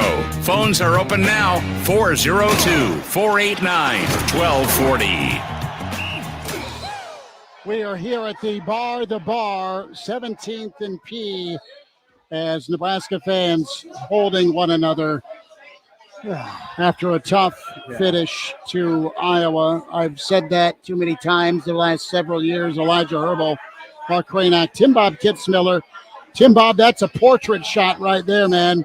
You're staring off into the wild blue yonder, looking longingly, and you can watch the show. There are no answers over there either. No. Hail Varsity YouTube channel, Real Red Reaction YouTube channel, live here on KFOR 489-1240. Tim Bob, you're muted, bud. I couldn't hear what you were explaining. That's probably a good thing. I was just looking at the Big Ten West standings, and gosh, we thought Northwestern was going to be a dumpster fire, and there they are, ended up with a 6-5 record. Gosh, it's just a head scratcher. I'm sorry, it's just college football. My college coach told me a long time ago, any man who will put his livelihood and his career in the hands of 18 to 22-year-old men is a fool bound for disappointment, and it's been true for the last 50 years of my life. So, we put a lot of pressure on these young kids, and we lose our minds over it, but they're still kids playing a game, and sometimes you got to put them in perspective. But anyway, no, I get it. I think what's happening here, it's okay to they deserve the coaching staff deserves some criticism. I think we can all we should expect more in late game situations than we've seen from them. Like, truly, they have not been good down the stretch. But that doesn't mean that can be true while also saying that doesn't mean you fire them. Right. Like, they need to get better for sure. They definitely need to get better in late game situations. But you know what? The entire damn program does. I'm talking all the way down to Husker Vision. Whatever's Pavlov's dog track you're playing again, that's going to lead the defense to giving up the play that they should not give up down the stretch. You got to switch that music. You got to change how you practice. You got to everything. The entire late game operation needs to be completely burnt down and started over. 100% started over. It doesn't work. It truly is Nebraska's identity. That is so shocking to say, but it is true. As much as Iowa's identity is the opposite. Right? That is 100% their identity, isn't it? You're just like Iowa, they're going to play D and good luck late in the game. Because that's when they come. That's when they make their move every damn time. Nebraska is just the opposite of that. It's incredible. Truly incredible. And that part has to be burned down and started over. 489-1240, 489-1240. Go for it, Elijah. Should we get to Matt Rule's post? Actually, quickly, let me field a phone call, and then after we take this next phone call, we got to get to Matt Rule's post-game comments. Bill Dolman also checks in. We will get the Pride of Fairbury's take. We'll have Matt Rule's thoughts, and I'll see if we can't get Bill Dolman on camera as tough loss for Nebraska. Just looking at some of the numbers right now, Iowa started out 4 of 6 on third down. They finished the day 2 for 12. They were 5 of 10 at one point, Yeah, which is pretty so good. they finished 6 of 18, 1 for 1 on fourth down. You have Biscuits and Gravy. Deacon, the quarterback, 11 of 28, throwing the football, 1 interception. Did you just call him Biscuits and Gravy? Dude, come on. Like that's his nickname now? That's my nickname for him. Biscuits and Gravy. But the problem I like that here one. is 30 rushing attempts, 75 yards, 2.5 a carry for Nebraska running the football, 28 pass attempts for Nebraska today. And usually that pitch count, that sweet spot, is between 15 and 25. I applaud the coaching staff for still committing to running it, even though it wasn't working. Yeah, they didn't just start chucking. Because it could have gotten a lot worse, right? It could have you probably would have thrown a couple more picks. So a pretty good restraint overall from the staff today, from Satterfield. Maybe that's a lot. That 35 times? Is that how much they ran it? 30. 30 times out of a total of 70, less than 60 snaps? Yeah, and that's for a total of 75 yards, 2.5 yards per carry. Yeah. You know what, though? That kept the clock ticking. You didn't turn it over. Like, that's okay to me. That's okay. They need to get better at running it, obviously, but that commitment to it starts there. You're never going to get better at it unless you commit to it. So they at least show that they're committed to it no matter what. Guys, that's good. That's good. You need to be that hard-headed if you want to have a good running attack. You have to be hard-headed about it. Guys, let's go to the phone lines again. Santosh has been hanging on. Santosh, we were going to get to a comment in the stream, brother, but you're on the line with us. Thanks for calling. Go for it. Hey, guys. Love the show as always. Calling from Raleigh, North Carolina. So, another game, right? And another result. Nothing has changed. But, I've been hearing you guys, and, we got to be realistic, right? Coach Rule is going to get at least 3 to 4 or 5 years, no matter what. That's what I think, right? Because he has 8 years contract, and even if he were to go 0-12 this year, he was going to get second year and third year. So we got to be realistic on that part. The question that I have to you guys is, we talked about Coach Osborne a lot, right? And Coach Rule has been talking to him a lot. But there's a lesson learned that we can have where, if you really look at, Tom Osborne era, a lot of the coaches were very experienced. They had, a lot of experience, coach the plays and things like that, right? So there's a lesson learned instead of just a buddy-buddy system that, Coach Rule can really learn about. But I agree with you with Elijah last week saying, no matter what we say, Coach Rule is not going to make a change on the offensive coordinator probably this year. Something that we can make a progress hopefully next year. That's one thing. The second thing is, if we really look at the quarterback situation, Coach Rule actually has made some adjustment, right? He started with Jeff Sims. He said, okay, Sims is the guy. Then we went to the second string quarterback. And then he started hearing people, kind of all of us, Sam, also making some noise and changing it to, Purdy. So we had some good results with him. Unfortunately, he had a turnover at the end. But I think Coach Rule is listening, so that's a good thing, right? So he will probably make some adjustment, not only from the coaching perspective, but on the other player side too. I think he is listening to the fans, so that's a good thing that I'm at least seeing. But love to hear your perspective on what the success looks like for you guys on year 2, right? So if you say 6 games, 7 games, what does that look like? Love to hear your thoughts on that for season 2 for Coach Rule. Thanks so much for the phone call, Santos. Appreciate you listening and checking in from Raleigh. Well, to me, Nebraska needs to enter into November a year from now in contention to find their way to the Big Ten championship. There's enough young guys that saw time that Nebraska needs to make them able to have a jump. There needs to be balance on offense. There needs to be complements on offense where it isn't the defense having to pitch a shutout every 9 innings to go baseball on you here for a second. So defense needs to stay at this same level. Offense needs to be an offense that can get you 28 points at minimum in the Big Ten. And your schedule starts out favorable. Your finish is going to be vicious again. I do agree that this is as light as the schedule as you're going to see if you're Nebraska in quite some time with the new look at Big Ten football and the league expanding. All that being said, also you got to figure out your quarterback situation and what your offensive coordinator calls needs to work with what talents you have. I'm putting a pretty monster wish list together, but all of that is encompassing in with success in Nebraska in 2024 because it can't be 5-7 and 1-5 in 3-point ball games. No, you're 500 at minimum. Back to a question from the caller, right? What do you expect for next year's? What do you consider bowl game?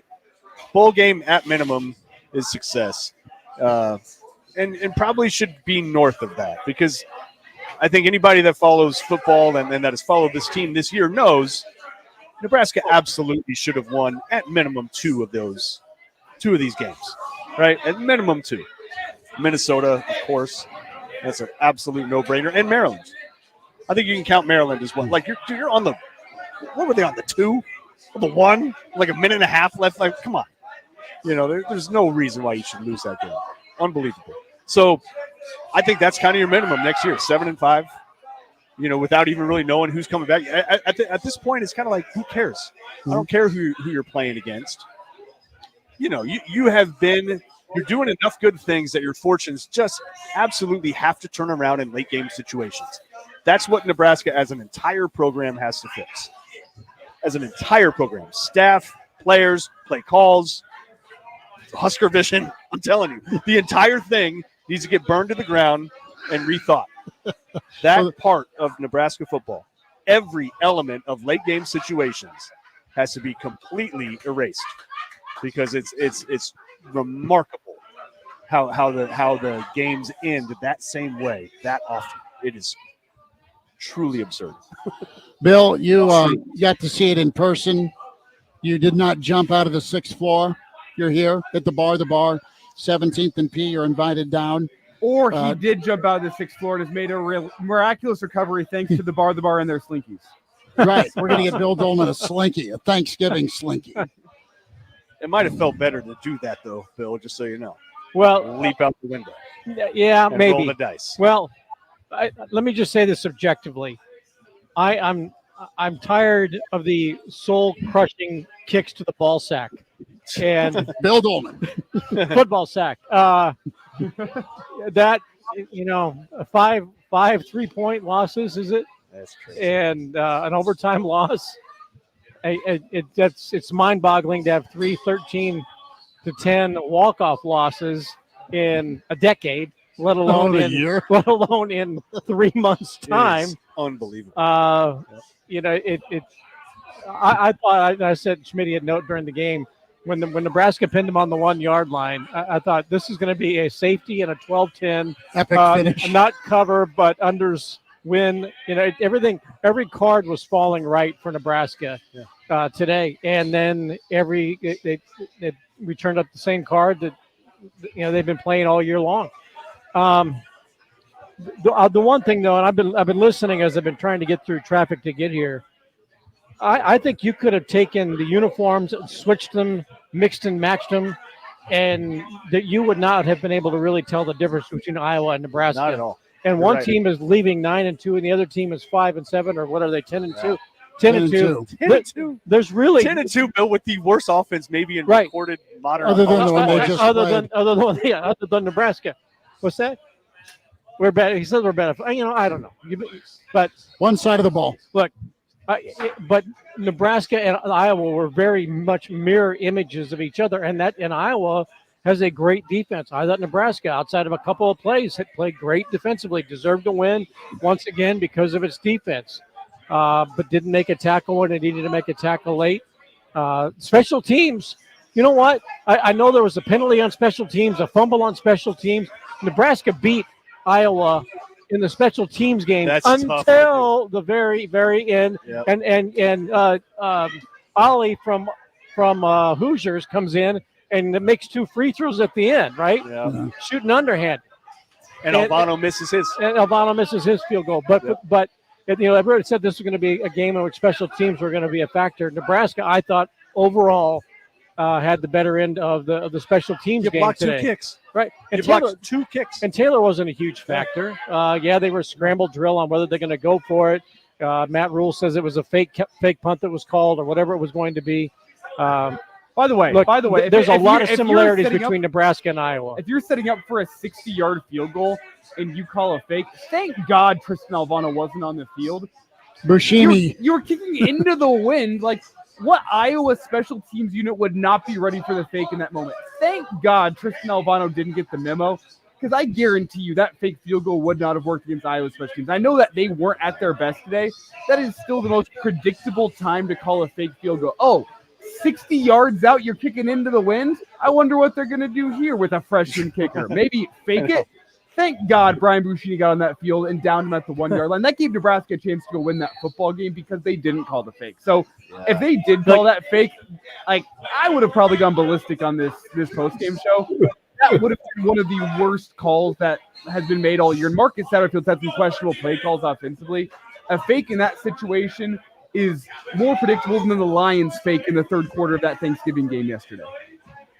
You find the best sports psychologist. They've got her on the planet. They've already got her. Do they? She's from Texas. Yes. He said, if I'm moving here, she's coming with, because the last 5 years they went through, there ain't enough live chickens or Jobu's run to get through it. Is that the best sports psychologist, the same way that Marcus Satterfield is the best offensive coordinator you could hire? Listen, I'm saying Nebraska needs to check like Bulgaria, Australia, other countries. We need to dig deep. You might want to bring in some Eastern medicine kind of stuff. I don't know. You just have to really look into, is she really the best? Because, man, she's got her work cut out. Could you imagine being her right now? Well, the other one that's how would you like to be Nebraska? If you think you're having a bad day, how would you like to be Nebraska's sports psychologist? Oh, my God. Can you imagine the whole you have to deal with every time? Try to convince them that if they keep doing the right things, it's going to work out. Yeah. The guy that kind of invented it around here is a regent, you know. Yeah. They could make Jack work a little overtime. Old Jack Stark. Yep. You know. Something. You want to get that? You want to get the vote again? Yeah. You know. Come on down to come Trent's up with another prayer, and and chat a little bit. Nebraska's starting to challenge like mathematical and scientific law. They've been doing it a while. It's just, you know what I mean? Like, I think the math community needs to descend on Lincoln and see if they can figure something out. Here's what I do though. If we're going to get ready for the next season, I'm going to go back in time. Okay. After the 18-16 loss to Florida State, Nebraska had that lead or whatever it was. It was 16-15, 16-15 with 1:16 left to go on the clock. And that whole off season, every workout at Memorial Stadium, it was 16-15, 1:12 on the clock. Those guys saw it every single day. I would put on a loop every walk-off 13-10 loss. Every loss to the Michigan State, I'd put that on a loop, and I'd make those guys watch like a Clockwork Orange, you know, from now until get their eyeballs plugged open. From now until next season and beyond, that this does not. You remember how much this hurt and how much this sucked, and do not let it happen again. And I guarantee it that Nebraska's going to go to a bowl game next year. Nebraska's made a lot of progress this year. I don't care what people have been saying. I've been listening that Rule's got to be fired. No. This team has made significant strides. There was fight in this team all the way until the end. And I said it on Schmitty's pregame show today. I can remember watching Nebraska take the field in the second half of the Minnesota game last year with the lead, the Illinois game with the lead last year at home, and looking at the body language and thinking they've already packed it in. Yeah. They're not going to win in the second half, and they got their asses handed to them. Would Casey Thompson have been better? Yeah, maybe. But Casey Thompson had Trey Palmer. I've said it all season long. Yeah. Trey Palmer was the biggest loss for Nebraska football this year because he made Thompson look good. Remember, Casey Thompson would be coming back this year after major shoulder surgery. Okay, so who knows how healthy he would have been to begin with. Yeah, they missed the Sims call, right? Purdy probably should have played sooner than he did. A lot of ifs. But in overall, watching the fight of this team, from the beginning to the end of some really gut-wrenching, soul-crushing losses, this program is going in the right direction. And and credit Matt Rule for not coming in here and saying, well, we're going to suck this year because I'm going to build it my way. He built it with the players that he had, and then had a whole bunch of injuries to deal with offensively. It wasn't like Bill Callahan came in and said, well, we'll see. We're going to throw this first year away, and hopefully by year 3 we'll be good. Rule came in and said, we're going to fight with what we have, and we're going to try to win with what we've got. And he created, I think, an atmosphere that's built a foundation to win in the future, and that includes next year. Yeah, look, there is a good reason to be bullish about next season.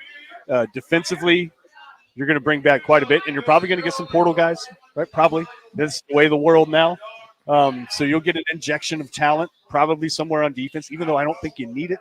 I agree. I think everybody you got already, I think you could fashion yourself a pretty damn good defense next year. And between Robinson, Hutmacher, and then Riley Van Poppel's coming on. If Tony White leaves, going to be sick. If Tony White leaves for a job, okay, that's probably better than 50-50. A defensive coordinator or somebody who's ready to take the step like he did this year to come to a place like Nebraska is going to look at that defense and go, hell yeah, I want that job. Because look what I've got coming back, the kind of players. With Ty Robinson saying, I want to come back, that's a huge message. And I think a defensive coach, a high-quality one's going to go, I want in on that right now. Yeah. And build my resume too. So Ty Robinson's not going to be Sue. I'm not predicting that. But what I'm saying is last year or when Sue became a junior, he going into that year is when he decided he no longer wanted to be good.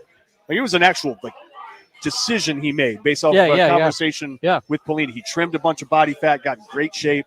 And you remember towards the end of that year, towards the end of 2008, he started really coming on. You're like, whoa, Nebraska might have something here. Flash. And then he shows up in 2009, and he's the best defensive tackle you've seen play the damn sport, right? I'm curious to see if Robinson makes a similar decision, and I get the sense that he's going to. I think he could turn into a true all Big Ten monster next year if he makes that commitment and if he stays healthy. And Polar Bear both. Mark Cranack, Bill Dolman. Not Sue level. He won't be Sue level. I'm not saying that. He Tim probably won't win the Outland. Tim Bob Kitzmiller, Elijah Herbal, Chris Schmidt here at the bar. The bar. He won't get invited to the Heisman ceremony. 17th and P. As a few more minutes here. Elijah, what's the shot clock look like on air for us? 489-1240 on KFOR, KFOR Now. Hopefully it tastes better than this black licorice. Yeah, Seth brought you 2 shots of, what is it, Ouzo? I have no idea, but it is terrible. Yeah. Why do they make black licorice, right? And then why do they replicate it for walk-off losses to Iowa? Come on. All right, guys, I kind of like black licorice, so let's not. Elijah? Why? It's kind of good. You know how many things there are on the planet to eat? You're going to choose that. Yeah. It's not my candy of choice, but if someone offers me black licorice, I'm going to eat it. It tastes like how tar smells, and then there's some rotten peach in there. It is kind of full mixed of in. sugar. Terrible mouthfeel. Terrible palate. Tim Bob, where do you weigh in on this? Is Nebraska's offense like black licorice? I'm not doing the black licorice. No. 489-1240. No. Again, I'm with Bill Dolman. I think there's great strides. I'm a Matt Rule fan. I like his style. I like the way he's coaching and the progress we've made. I know there's a lot of fans that are, ready to leap off but I think it's progress. And you got to admit, with Trev Albert, he's going to get a full chance, right? He's going to get plenty of opportunity. The support's going to be there. And I think he'll turn it around. Now, looking at next season, not to get ahead of myself, they better get those 7 wins before November 2nd, is my opinion. But that's probably a conversation for another day. You need to bring in Joe Montana, Derek Jeter, Mariano Rivera. Who are the great late game closer type? Bring in Terrence Crawford. Have him do a panel in front of the whole program, right? And just have a big 2-hour discussion about, being clutch. Maybe that will help. You have to do something there. I'm saying Nebraska's strength and conditioning is fine. Their schemes are fine, right? They're not wanting there. They hit. They good contact. I'm not so sure about the offensive schemes as of right now. I don't think it's a scheme problem. I don't think you're having a scheme problem. I think you're having I think you're having just you're on your third quarterback. Here's the deal: they swung and missed big time on the player they thought was going to be their starter. They better fix that because quarterback evaluation. Heinrich and Chuba weren't supposed to play this year. They weren't even supposed to play. It was supposed to be Sims, and Sims was going to be really good, and then that didn't happen. And then you had to go to those guys, and it just they swung and missed on their number one. That's what happened. Well, the point is they targeted that guy as number one. Yep. And they let one guy that has won games at the Division I level walk out the door. Yeah. And that's revisionist history. I get that when it's been you're down to the third team quarterback and it's been inconsistent to say the least. And granted, Purdy got coached up and played well enough to win the last couple of games. It was problematic. You were going to say something? Well, it was what Mark was talking about about Purdy and Harburg, and I'm going back to what I've said the last few weeks. They were going to play Harburg at tight end and H-back. Right. Okay? That's where he was. And I think that he's going to be a great player at that position down the road. I am confident in Nebraska right now scouting what the potential portal is going to look like. Yeah. And I think Rule has people on that for him that aren't a former defensive coordinator. Yeah, and look, Will Rogers apparently at Mississippi State apparently is going in. You know, that was I saw that during the game. Is he going to come to a place where they're going to run the football in the fourth quarter? I don't know. There's no shortage of Nebraska's quarterback masterful. options. That's kind of the point. The point I think Bill is making is there's not going to be a shortage of options of quarterbacks in the portal. It just comes down to getting the right one. And that's why Marcus Satterfield makes $1.3 million. That's why Matt Rule makes tens of millions of dollars over the length of his contract. I think you are making a whole bunch of money to get this quarterback evaluation right in the portal. Is it Rogers? Is it MJ Morris? Is it the kid from Tulane? I don't know. I don't make $1.3 million to make that decision. He's at 1.4, but let's. So somebody is going to earn their salary this offseason by getting the quarterback evaluation right. Matthew chimes in saying, "You're telling me you truly believe we are a quarterback away from being great? I'm not buying it." That's from Matthew. We said it earlier in the show. I think you're Casey Thompson away from a bowl game, and I don't think Casey Thompson's a great quarterback. I think he's a good quarterback. Yeah. And I think Nebraska, if they have Casey Thompson at quarterback this year, probably makes the bowl game. I'm not saying they go 10-2. I think they probably get to 6 wins. I think Nebraska's offense could be a quarterback away from being competent because what we saw this year from the offense was far from competence. But I think they could be a quarterback away from competence, and that's at least a start. Look, I don't think it's all on the court. I think Nebraska is a Xavier Betts, Isaiah Garcia Castaneda, Marcus Washington, a healthy quarterback where you're not going, to your third teamer. There's just you're Ramir Johnson and Gabe Irvin away from being.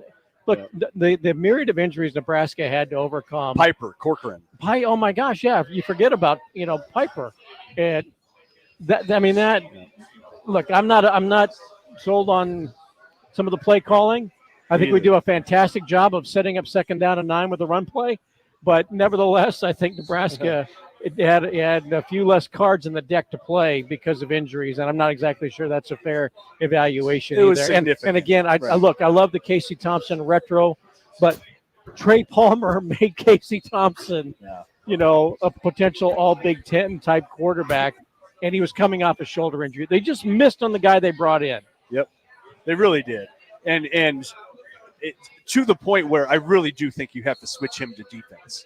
Like, seriously, I think you have to, if he's going to stick around. I have a hard time believing that. I just don't see how you can play him at quarterback. No. Right? It's just. No. It's such a role, the dice going into next year. He did not give you enough evidence to say that that's where he needs to be. But here's the thing. He's played a lot of snaps, so he's used to the speed of the game. And that's half of it in college, right? So that part would not wow him. I think Jeff Sims is a salvageable football player. I just don't think so as a quarterback. As a quarterback, no. But as a football player at this level, Power 5, I think he could hold his own. Can we teach Chuba Purdy, at least let him know you do not have Shaq's hands, okay? You tuck the ball. He runs like he's running with a lemon, and he doesn't have Shaquille O'Neal size paws. All right, He's gripping that thing. I know. It's tuck and Walter run, Payton bro. style. Yeah. 489-1240, 489-1240. Elijah, are we up against it on the airwaves? I got no idea, honestly. With all the problems we had getting on the air at the start, I don't know. This would be a pretty natural time to step away and get KFOR back into its regularly scheduled Saturday afternoon programming. But it's Friday afternoon. Technically, we're hey, we still got a whole weekend ahead of us. Yeah. Are you trying to take this till 6? No, I gotta look. Like, Chris. I gotta look like Brainac's gonna Chris. stab me in the neck. It was here. going to be intervention time. It was Yeah. just going to be No. no. An update from Husker Radio volleyball. Huskers dropped set 1, but they do have a lead in the second set as it currently stands. So you have That's big. 15-13 Nebraska set 2. Okay. Chris FOR Radio. Easy. has been- Why don't we That's what it is. switch this over to digital? Is that all right? Yeah, and while we do that, we're going to switch it over to digital. We're going to hear Matt Rule's post-game presser. I've been promising that for an hour now, so we're going to do that on this switch. So for our listeners on KFOR, if you want to hear Matt Rule's post-game presser, flip it over the Hail Varsity YouTube channel, the Real Red Reaction YouTube channel, both places you can check out. If you're on Twitter or Facebook, you can also check out H Varsity Radio on Twitter or KFOR on Facebook. All your options. If you are currently listening on your radio set and you want to hear Matt Rule's post-game press conference thoughts, that is where we'll go now. For our listeners on KFOR, we appreciate you for tuning in, and we hope you check us out online. But for now, let's hear from Matt Rule. Obviously, very, very, very sad and disappointed for our guys. What a great group of young men. And I can't tell you how much I wanted that game for them. I wanted them to walk off the field winners. For them to walk off the field, especially to lose in that fashion, I wouldn't wish that on anybody. But what I will say is, I know sometimes, whatever, they are winners. I was very grateful for that senior class. As I said, they stood in the gap. Everyone might not be able to see it. I truly believe they've built something really, really special, and just hate the way it ended. So credit to Iowa. They're a really good football team. They play a certain way. We obviously had our chances down the stretch, and we just weren't able to make it happen. So things that have affected us all year affected us, and we lost the football game, obviously. So with that, and I'll just see what questions you guys have. What from your vantage point, what happened on the pick? I wouldn't be able to say. Yeah, I mean, that's there was obviously with no timeouts left. We were trying to take a shot over the top to Jalen again, kind of like a 3-level flood there. They blitzed. They blitzed all three of those downs there. Looked like we picked it up. So I would assume that's the third. If they're trying to throw it to Thomas, that's the lowest part. So must not have seen the defender. So. But I'd have to see the tape to know what exactly happened. But, with 23 seconds, we were trying to push the ball down the field. Had a deep over route there with an in cut in behind it, and, chasing it this way, hoping to get the ball thrown past the sticks and clock it, maybe take one more chance at a long field goal. The timeout you had to burn right before that, is that on you guys as coaching staff, or is it on Chubba, or who? Yeah, we'll just put it on us. I think, some young guys got in there. Billy went down. Billy was trying to come back. Some guys just got in there and just got a little confused about where to line up. So, anything like that, to me, it falls on me. But that was, just a play call. And again, the guys were having to, we're down to, when Billy goes down, you're down to really 4 wideouts that play for us. And just guys trying to play different positions just got a little confused. What happened on the timeout where Havana was actually going out for a 60-yard field goal, but then it ended up being the punt? Was that just confusion that you guys were going to punt there? No, he just didn't run out. Yeah. The punter didn't run out. Yeah. So you were going to try 60-yarder. I had a fake call. Yeah, so I had a fake call. He didn't run out. At that point, I just said, you know what? Sometimes I'm going to go with karma. Like, maybe this isn't the time to do it. Let's pin him down. And Bushini did a great job getting it down to the 1. So, we yelled field goal. The guy's supposed to run. The guys are all supposed to run out. He must not have heard it. But, we were going to fake it. You feel like after that obviously didn't go well, but then you pin him at the 1. Momentum kind of is turning in your favor. Field position is. Do you feel like at that point maybe it was your day in one of these kind of games? Well, I mean, as I said to you guys, I thought the game was going to be like this, right? Like pretty consistent. I mean, Iowa's games are all like this, right? Like we're going to play the field position game. You go back to the first half, right? Like we get the ball's kind of bouncing back and forth. We're playing field position. We're trying to be smart. So like 4th and 3, I punt the ball down, make them have to drive the length of the field. They punt the ball. We get a penalty, right? We get a late hit out of bounds, which then flips the field for them. We have a missed assignment. They make they score. We have the turnover. Our guys do a great job of fighting for the turnover.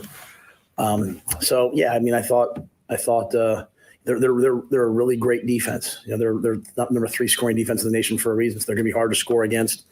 But we were finally able to pin them down and just kind of play that game back and forth, even to Tommy's interception, right? So unfortunately, we got the holding call on Tommy's interception, or else that really changes things. But we turned the ball over too many times yet again, and even the drive before, Chubb was running. It looks like he's going to get the first down. The drive that Sean was asking about, and he fumbles the football just kind of running. So in a year where you go back and look at, you're 5-7, you have 5 losses by you guys can do the math, I'm sure, but like basically, the overtime games, the overtime game was like by a point in my mind, so you have a bunch of like 3-point losses, 1-point losses. You can't turn the ball over as many times as we did. So, and secure the ball the way that we did. So we have a lot to continue to work on. But I thought we had a chance there at the end. Is there any other common threads? You lost by 3, overtime 3 in November. Is there any other common threads that you can think of at this moment that you feel like you can kind of fix in the offseason? Oh, it'll all be fixed. Yeah, I mean, will improve.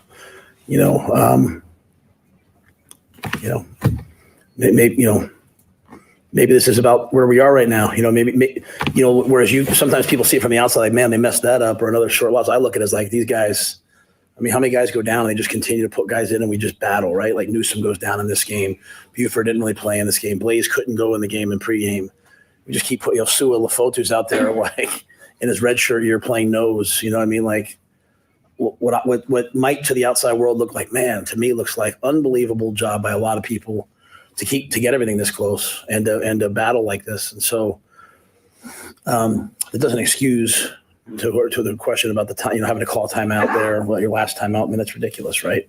But there'll be a day where we'll have, 7 wide receivers traveling with us and active, and those things won't happen. We're just not quite there yet. And that's why I'm so proud of these guys, because they battle and they fight, and, we don't make excuses. We just come back. But I think that's the key. Moving forward, I'd love to, I think they ran the ball on us at times. I think we had to continue to develop our run defense and our ability to run the football. We couldn't run the ball in the game to the level that we wanted. And that's what they do really well. And so he's been there a long time. They have a formula. We came down there, we battled, just couldn't quite get it done. How big a factor was the wind? It seemed like they maybe took the ball at the beginning so they'd get the wind without Bono's kick, and then obviously they had it back there. Yeah, that was my plan. We were going to take the win today. We told the team they won the toss. They took the win. It wasn't nearly as bad as it is some days. But obviously Alvano had to get in, and even that last kick, to me, when they did make plays, it came down to tackling. Like, we tackled just a little bit better on that last drive. Maybe that kick was short. To be honest, on the drive before, I was yelling and screaming, and I have to be careful. People get used to me kind of yelling and screaming, but the clock wasn't running. We throw the ball, we get the ball in bounds, and the clock's not running, and the game comes down to 6 or 7 seconds. So we're just at a place right now where the margin for error is about like this, and so one bad play, one bad decision, one bad anything can kind of affect us. The wind affected us, but I have a lot of confidence in Tristan. The one he hit earlier was a huge kick, and I put him out there to do that, so believing that he would make it. That was their kicker's first attempt of the year. He's the backup and the bench, the starter after the 2 blocks. Did you recognize that they were sending a different kicker out there, and what do you think happened to get those kicks blocked in the first half? I thought our guys just gave great effort. I mean, we just became rocking off the ball. Looked like Ty, got his hands up. Even on that one, did the same thing. I think that ball was just, it wasn't really kicked at the same velocity as some of the other ones were, and just barely got across the crossbar. So, we spent a lot of time on blocking kicks. For them to block 2 this game was awesome. Kept us in the game until we could hit the big play to Jalen and kind of get things going. So, credit to them. That interception aside, how do you feel like Chuba played in seconds? I thought Chubb was, a little bit a little bit sporadic early. There wasn't a ton of pressure, and just kind of told him, like, hey, settle down and keep playing, play the plays. I thought he started to do that. That was a cold, windy day, and I thought he handled those things well. Obviously it's protecting the football, right? That the one, and I know his arm, he's trying to throw the ball forward. That's a fumble that leads to them having the ball. We have the ball down at the 20 going in. So, again, talking about the margin for error, we can't turn the ball over. Even if we get it back, just we put the ball away, run for a first down, and that's how we end those games. So there'll be a lot of, I know people always think you fix things by hey, let's go get this player or that player. We got a lot of really good players here. And a part of fixing these close losses is, just asking each player to get, half a point better and learn from these things and understand the situational football. Situational football will be way different next year when it's talking about our games, right? Tommy picks that pass off, and man, we have a chance to go win the game. So I thought Chuba did a really nice job. Made some big third down conversions. I mean, I'm looking at this, we're 8 of 17 on third downs, one of our best days. So and that's a credit to him. He's only going to get better. Anything else for Coach? What do you remember your emotion when you saw that interception guy when you did? Yeah. I mean, I'll let the players talk about it. I just like I said, I'm so confident in what we're doing and feel so great about the things that are happening and so excited to see where this thing's going to end up. I just feel crushed for those guys. As I told them, sometimes the first people to do things don't get to see the results. The first people to storm the beach at Normandy, the first explorers, you don't always get to see the end result, but I really can't say enough about these guys. I remember I can sit back to sitting there with Luke Reimer, Nick Heinrich just sitting there saying Nick Henry saying what, should we come back? What's it going to be like, Coach? Will you give us a chance? You have this reputation of playing young players. And so I told them just for Julie and me, and Vivian, Leon, and Bryant, what an amazing year of just getting to know these guys. And so, I felt crushed for them. But at the same time, expecting us to stop them, and thinking, hey, they can't make a 35-yarder. We'll block it all the way to the very end to see them block it. And, that's 3 walk-off field goals, to lose the year. That's tough. But they'll wake up tomorrow. We'll come in on Monday. We'll start working. We'll help the seniors as they move on to the next phase of their life. And we'll get back to work. Too often people complain and whine and talk and all those things. We're going to work. And I think we got the young players to do it. So we'll be back. What was your experience first time in this rivalry, this series against Iowa that's going to continue as the Big Ten expands on Black Friday? There was, a fair amount of chippiness out there on the field after the game. What was your event? Yeah, I mean, there's a lot of chippiness in college football after games now, way more than there used to be. Sometimes it's coaches running over and yelling at your bench. I thought the Iowa guys got a lot of guys came up to me and shook my hand. I thought they were great. I mean, I know how much our guys wanted to win. Obviously, we wanted to win. Coach Ferentz is as classy as they come. So, yeah, I mean, I just thought it was a great college football game. I mean, it's a great college football game if you like defense, but I thought it was a great college football game, and you could definitely feel the intensity of it. And so, I'm just appreciative of all the people that come to the games and came to the game, and I'm thankful for all the fans. I'm thankful for the players. Thankful for all the people that work, and just disappointed we couldn't win that game with all the chances we had down the stretch. So we'll have a lot to focus on as we move forward. All right. Thanks, guys, for everything all year. That is Matt Rule, Real Red Reaction, powered by Currency. Chris Schmidt, Elijah Herbal, Tim Bob Kitzmiller, Mark Kranek hanging out. Bill Dolman is off to the can. I think we can we do phone calls on here even though we're not on air? Oh, yeah. Okay, yeah. So we're on Hail Varsity YouTube. We're on Real Red Reaction YouTube. We're on Hail Varsity Radio Twitter at HVarsity Radio, 489-1240, 489-1240. We can take your calls. We're just not on the air. Elijah, do you need a Red Bull? You got I actually briefly, 15 more minutes in you. I actually did briefly fall asleep during the game. I will admit that. It's been a long day. I fell asleep during the third quarter break into the fourth quarter and woke up right as Chubba Purdy inexplicably fumbled the football, and the commentators on the TV screamed, and it woke me up. And there's Chubba Purdy trying to dive on the fumble that he somehow lost. And I was back in after that. So I think that was maybe 5 to 10 minutes. That's about all I got. But I'm going to be okay. I'm rocking it. I got a slinky coming my way. Did you sleep or did you fall asleep or did you pass out? I'm kidding. Did part of you wonder if it was a nightmare? Like a recurring nightmare? Yeah. That's every morning waking up out with of the Schmitty. stadium. I was like, is this really happening? Did you talk to the bunny? Is that what you're saying? Brian says we should get Preparation H as post-game sponsor. We've had a lot of these tough call-ins. You know what's funny? And Bill nailed it. Think about all the hell you went through as a kid, some of us, on Sooner Magic and Elvis Bleep and Peacock, right? Well, that was opponent magic. Right. Whoever it is. But those were moments burned into your skull 10, 12, 15 years apart by one team. Right. Nebraska has been walked off 3 times this year, 13-10 at the buzzer. Colin, our friend, so crazy. Man. Colin, our friend in so... South Bend, how do you convince a good quarterback to come play for an OC whose offenses constantly finish in the 100s and a head coach who bragged about always having a middle-of-the-pack offense? Gigantic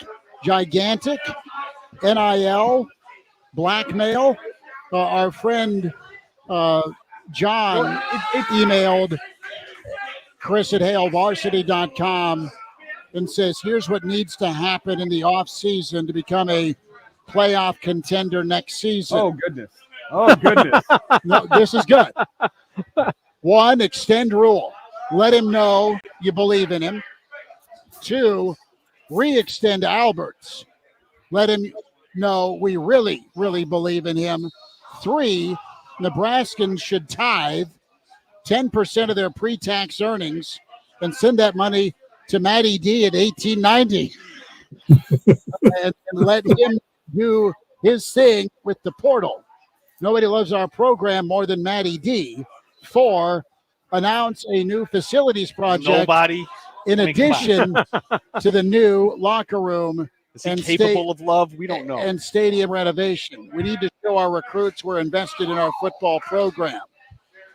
On a serious note, friend of the show, Greg Smith, tweets out, Nebraska needs to do 2 things. Keep Tony White, spend $1 million on a quarterback transfer. Okay, I got you spent $500,000 allegedly on a current quarterback. Back to the original question, though. Transfer. How do you convince a portal quarterback to come here despite the offense?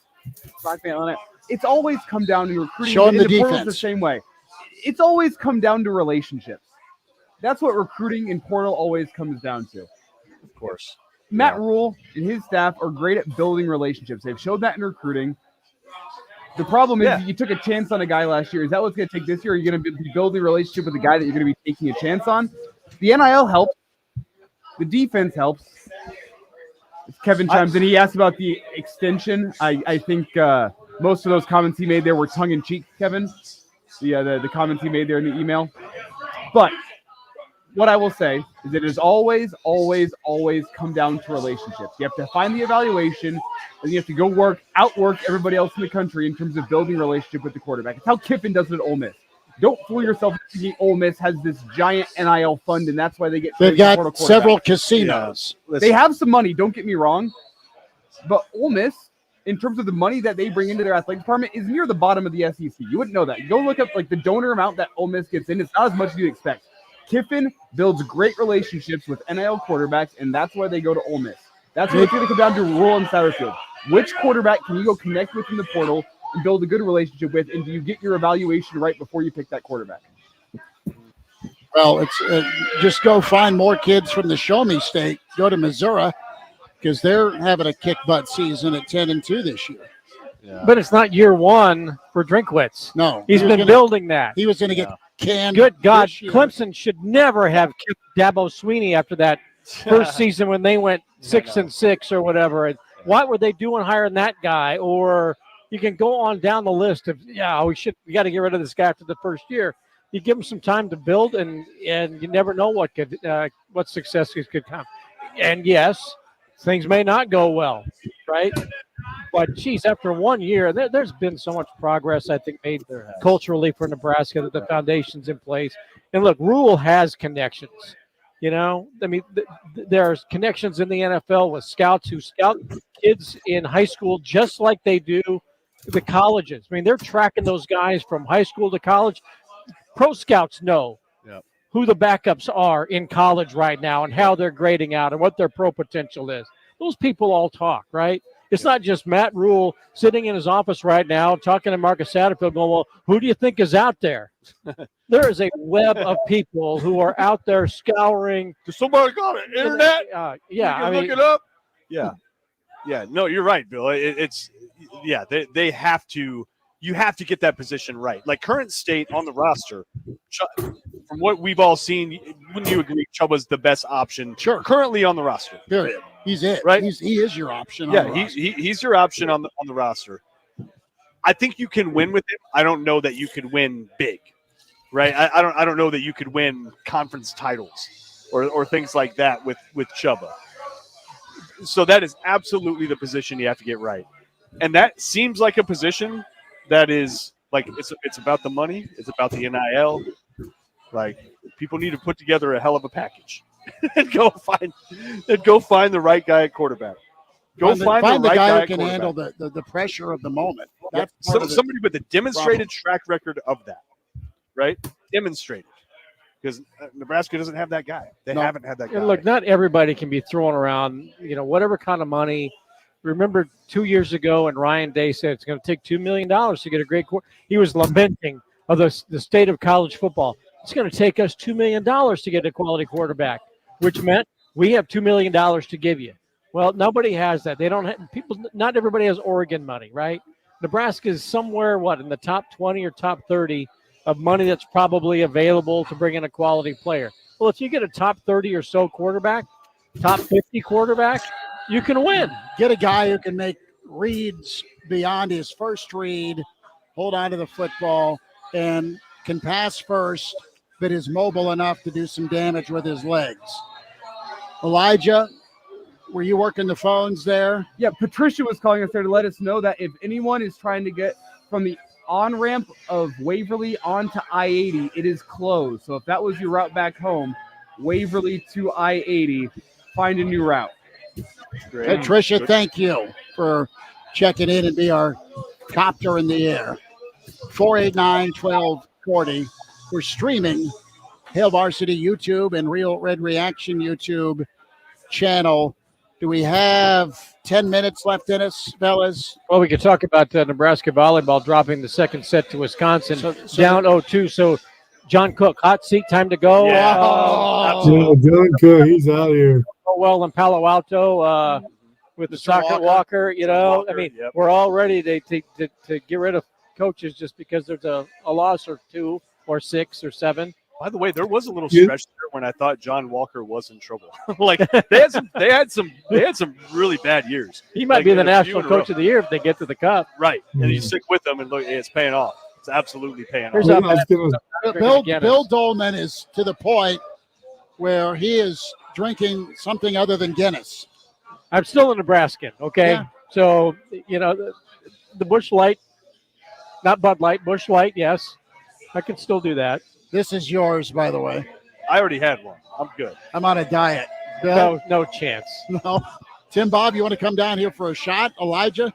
If it's that liquor stuff, I'm out. No. Yeah, exactly. It's not worth it. It's the bar, 17th and P. Come on down. Hug a Husker fan. You both have earned it. How do people not love this place? That's awesome. Yeah. Our old boy Scott was here, and Scotty brought us deer jerky. I'm just resetting for those watching the stream. It's I will say, Bill, once 1 a.m. rolls around, it's a love-hate relationship. I miss that. it's a love-hate relationship with the bar. Well, it depends on what time at night it is. Exactly. It's at 1 a.m. Yeah. I'm on that wall up there at some point. It's that wall of fame. You know, the bathroom wall was very interesting too. Yeah, so they have a tradition here where everybody gets to just sign the wall and gets to talk. And somebody in there, with ink or with not, somebody in there was not a fan of Ronnie Green. It was the first time I'd ever seen these three words put together. It was F. I'm not going to finish the word. Ronnie Green. And I'm like, I wonder if that was like some underling secretary type within his broader organization. I've just never heard anybody say that about Ronnie Green. From my time at UNL, the student body wasn't as happy with Ronnie Green as the general state was. It was usually because of his refusal to call snow days. Okay, so this is Elijah confessing. This makes sense. Makes sense. Makes total sense. Elijah took his stiletto knife that he keeps in his back pocket and just carved in. That's a fairly common name, though. It might have been like a guy sacking groceries at Hy-Vee or something, that Ronnie Green, that did a poor job. Well, that's right. It could have been another. He sounds like he always sounded like the counselor in South Park. Oh, doesn't he? Yeah. Okay. Surprisingly, Nick Henrich also sounded a little bit like Ronnie Green. Wow. Yeah. How about Nick Something Henrich, to hang your hat his on? favorite artist, Creed? Okay. Yeah, that came across on the Hometown Huskers feature on Husker Vision. You know, they're like, guess which Husker this is? And they list their favorite band and favorite concert, favorite food, all those things. Favorite band was Creed. That surprised me. Nick Henrich is not 41. My buddy Grant's been trying to talk me into going and visiting him in California. Creed's doing a reunion tour next summer because of their kind of resurgence back into the limelight here over the past 6 months or so. And Thank you, Rangers. He's trying to get me out to California to go see the Creed show. I got one for you. Several years ago when I was living in Houston and attending Second Baptist Church, I'm in church on one Sunday morning, and all of a sudden, "Can you take me higher?" and my sacrifice, Scott Stapp walks on stage at church. What? Yeah, Scott Stapp was singing in my church about 10 years ago. Scott Stapp. I got a picture of it. No I way. said I go to church one morning and a Creed concert broke out. Yeah. That is your viral tweet. Your next viral tweet is telling that story. People will go crazy for that right now. How did offering go that Sunday for the church? I got a picture of it somewhere. Was it like the Cowboys halftime show where he had some half-naked man on like the big ribbons flying across the stage too? Or Dolly at halftime, making sure she don't God fall bless off her. the stage. I love Dolly. Yeah. Bruce is on his way down to have a soda, apparently, at the bar. I don't know that they serve soda here. They have water. I've been hammering water all day, and I need something stronger. 489-1240. Good to see Brennan. Brennan and his lovely wife came in for the pregame show. They're making their way back to South Dakota, home of the polar bear. Yeah. And did the weird bald guy fly across the ceiling of the church aboard a white bed sheet? That's what I was saying from the Cowboys halftime show. Yeah. I don't know. Bill, was that part of the No, it wasn't. performance? He was singing soul. I'd show you a picture, but it's on my phone, and I'm on my phone right now. Dang it. Roger Makes it checks tough. in. Roger, thanks for listening. The players stay motivated in this offseason, and I think they hopefully stay motivated if you're a Nebraska fan because of the pain. Yes. Well, the question, do you want to play? Do you want to become an NFL player? If you answer yes to either of those questions, yes, you stay motivated. Yeah. God, it's hard to believe the season's over, isn't it? It is. It's been a sprint. Yeah, it's truly hard to believe that it ended. Let's face it, it was almost a 2 to 3 year buildup to this season, right? I mean, there was some inevitability of the last couple of years of the Frost era. Yeah. And then, Who do you get? Where can it go? After Trev got here, there was sort of an inevitability, and then when the decision was made, there was all last season. So I think that there is going to be maybe a much shorter wait than what we've endured to get here. Probably. But we've been waiting for this football season for over 2 years, Oh, and absolutely. now it's over very, very quickly. But I think this team is going to be motivated. I will be surprised if there's much roster turnover with portal players of the upper, right, of guys that contribute. Yes. Yeah. I think that there will be a real good number of players who will continue, like Ty Robinson, who will stay. Well, let me throw this out here, and we'll end on this discussion point. You can keep your comments coming in the stream. Hail Varsity YouTube, Real Red Reaction YouTube, Chris Schmidt, Mark Kranak, Elijah Herbal, Tim Bob Kitzmiller, Pride of Fairbury, Bill Dolman. We're streaming here with one final Real Red Reaction, assuming there's no 5 and 7 bowl game. And I do want to quickly throw this in. Roger says the reason the season flew by was because of our podcast. Roger, we appreciate you for tuning in. Thank you, Roger. Day. Appreciate Thank you. So catch us on the Average Joe Sports Show, Roger. Yes, the Average Joe Sports Show is a pod option as well. God love it. Mitch Sherman, Bill Dolman. Multiple pods makes the season go even faster. Right. Plenty of choices. So with that build, Nebraska fans have a short fuse right now with the way the team has lost this season, the way the team has lost past seasons. They are not separating. It's one big bad dream, the way things have gone down. Yeah. And some Nebraska fans are not looking at, okay, you were in a ball game with a third string or second string or X, Y, and Z freshman or redshirt freshman called into duty, got better and performed. That's not happened the last several years in Lincoln since Pelini, to be honest. That's how I look at growth and why they're better. I look at the defense buying in and playing and raising hell. I look at the offense, while there's been too many inopportune turnovers and interceptions and fumbles, I look at the offense at its heart wanting to be physical, which is good. But the appetite is zero for rebuild. And that's why after Colorado, buzz died. It took an unbeaten October to get some fans back because you've been through it for almost 10 years now. It's not that you have 2016, but that didn't end real well. But for the most part, you've given your heart and soul and your checkbook to be a Nebraska fan. You've traveled, you've shown up, and it's not gone the right way. And quite honestly, it's gotten more and more painful with loss after loss at this stage where they've been 3-point absolutely heart-wrenchers. So the rebuild appetite has been minimal this year. To your point, Dolman, Kranak, Elijah, and Tim Bob, I think you could accelerate.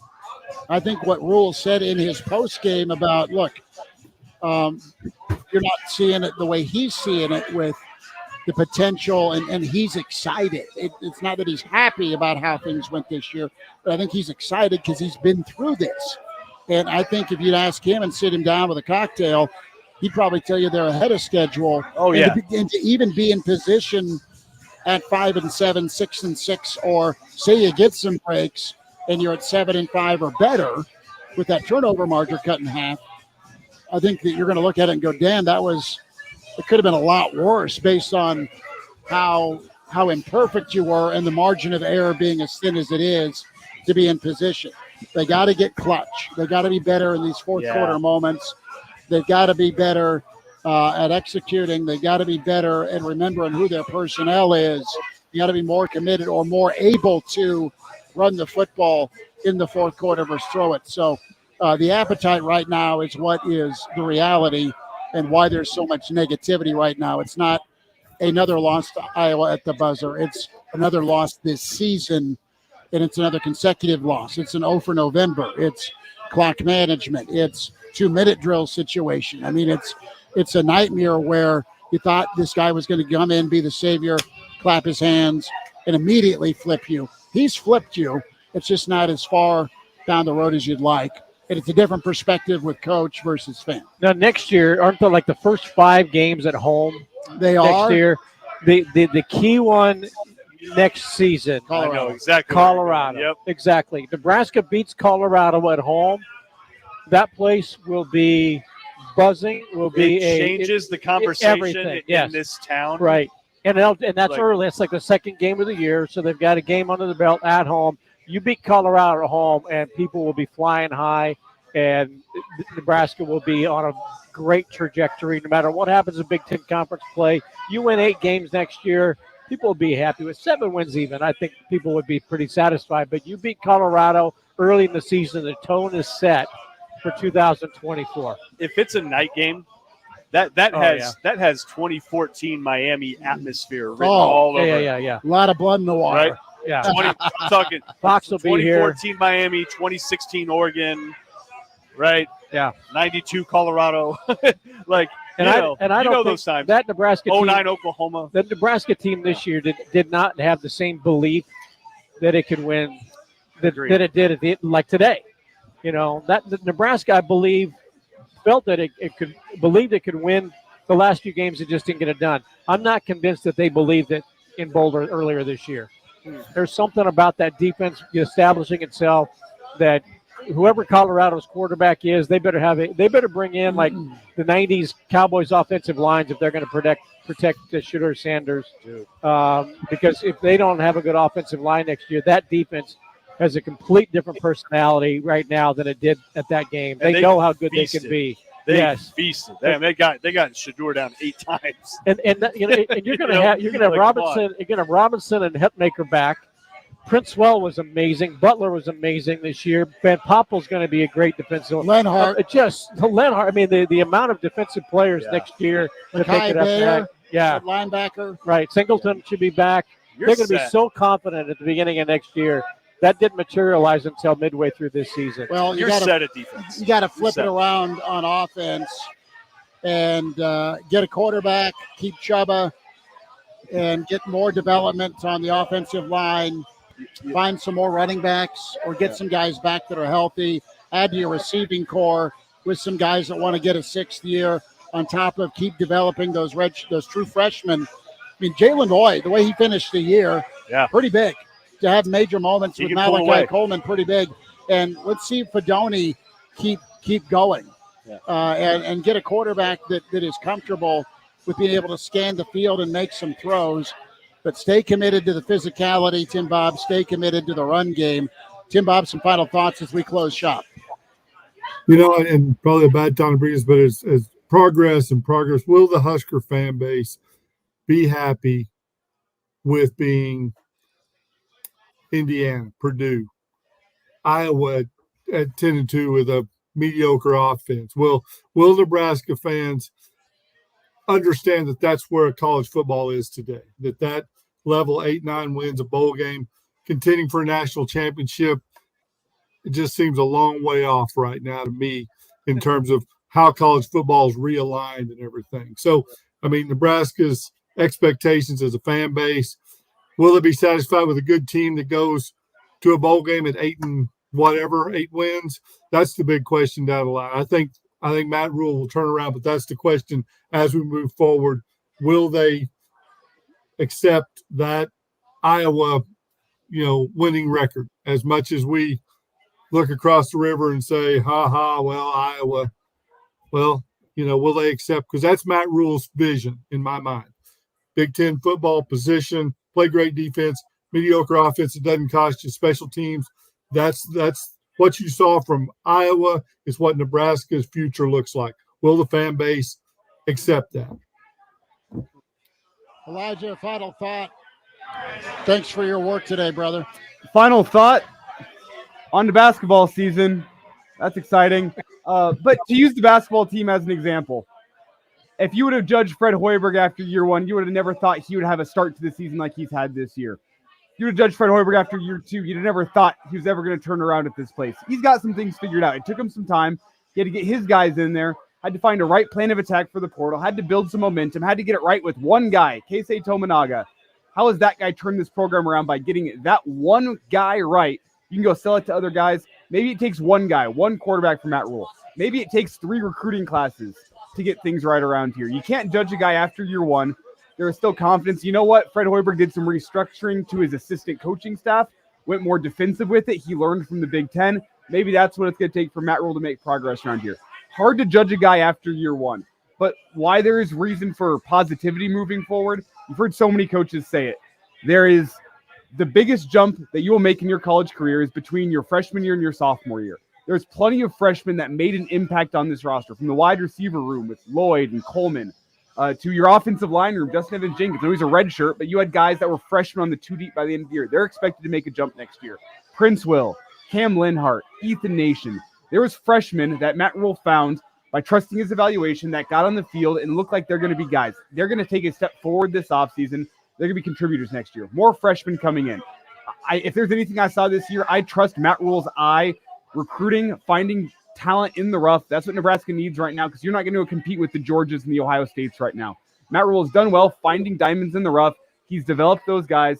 They're going to make a jump. More freshmen are coming in next year. Is next year going to be 10-2? No, probably not. Should it be a bowl game? Yes, it should. But if Fred Hoiberg has taught Husker fans anything, when you're trying to complete a complete shift of a program, it takes some time. Can't judge a guy in year one. You can make some observations. And in year one, I observed Fred Hoiberg's going to need to change how he's trying to operate this. You can't go to the portal at Nebraska basketball and make things happen. Trusted some high school kids, went a little more local, found the right guys in the portal. He figured things out as he went on. Matt Rule's going to take some learning from year one, translate it into year two. I think things will be slightly better next year. Guys are going to develop. It's early on in the rebuild. It's a disappointing end of the year. November's left a bad taste in your mouth. But don't so quickly forget the positivity from October. There was positivity in October, followed by a soul-crushing November. But there's positives to take from year one. Matt Rule will take those positives. He'll move forward. He'll adjust. He'll learn. He'll see what happened in year one. He's a good head coach. I believe that's why you're paying him all the money. Can't judge a guy based on year one, and it might take some time, but there are reasons for positivity for Rule's long-term success at Nebraska. His eye for talent in recruiting is the main one I am seeing right now. I trust that more freshmen will come in next year that will make key contributions as freshmen. You'll have freshmen turning into sophomores that will make better and bigger contributions next season. Things are looking up around Nebraska, as negative as today felt. Grenak, final thought? Yeah, one of the most important things Nebraska can do in the offseason, I think, is lock up Tony White somehow. He's a hot commodity right now. He might not be easy to keep, but it also feels like it could be a little early for him to make that leap into being a head coach. And does he want to be a head coach at a San Diego State where he spent a lot of time? And San Diego State's a pretty successful program. Is there a ceiling there? Yeah, right. Like, is that really where he wants to go at this stage? Rather than come back with a defense where he has a chance to put up some really good defensive numbers and bolster that resume to where he could get beyond a San Diego State level job. Think about it. Nebraska Dan Lanning at Oregon. Right. Yeah. Yes. He's missing. He's not going to bring back Reimer. He's not going to bring back Newsom, and Henrich is out. In terms of top flight guys, that's really it. You're losing a couple guys, right? And Henrich, he didn't even play a lot because he was often injured, got injured again, so you don't hold it against him. But so it's really Reimer and Newsom. That's who you're replacing. I believe Omar Brown is also somebody that's gone who was very impressive this year. I don't know that for sure, but Omar Brown was honored on Senior Day, yeah. Okay, right. So he's out of eligibility. But what I'm saying, I don't think either of those guys, as good as they were, I don't think they're irreplaceable Sioux level guys, right? I don't think they're even a Mukamara level. You're just sort of like great players, did exactly what you hoped they would do, but you should be able to replace that level of production, right? Newsom's probably going to be what, 5th, 6th rounder maybe. Reimer's probably not going to get drafted, probably not. Don't sleep on Newsom. I think Newsom's probably a day 2. I think he's probably 3rd round. But I like him. I like him. I'm just saying he'll get drafted. 100%. He'll get drafted, but I'm not even sure he's up to the Cam Taylor-Britt level, right? It's not sure he is. Either way, if Nebraska can keep continuity on defense coming into next year, with everybody you have coming back and the numbers you already put up year 2 in the system with more and better guys. Where's Eric Fields, right? He's been hurt. You got some guys waiting in the wings. You have plenty of veterans coming back. That's going to be a big deal for Nebraska. And if they can't keep White himself, somebody that can sort of maintain where they're at and push them forward, because they got a good, solid foundation defensively right now. And that alone will put you in every game. Ask right? Iowa. Yeah, right. That alone. Travis. Hey, for all the hand wringing, Nebraska's been in all these damn games, haven't they? And- so they're and not you feel- far away from that, and they you- do hit you now. They are not scared. There's. Remember how many times we would watch games and just see guys like just bail on contact, pass it up, and you're just like, what? No, like you can't be on the field at Nebraska if you do that. You've got like, an period. adult in charge of the program That has been erased from the program. Everybody hits. Everybody's ready to go. It's a good place to start. Good place to start. Build from there. Bill, final thought. I like the direction of the program. I cannot believe it, as Mark was saying, the defying of odds and science and everything to have 3 walk-off losses, 13-10 in the same season. Again, just a kick in the ball sack, and it just is just so. Hit me again, Ike. Yeah, Yes, sir. Give me another. As one person said in the stream, I prefer to maybe think of more like a, not that, but a paid watch, more of a stallion type thing. But anyway,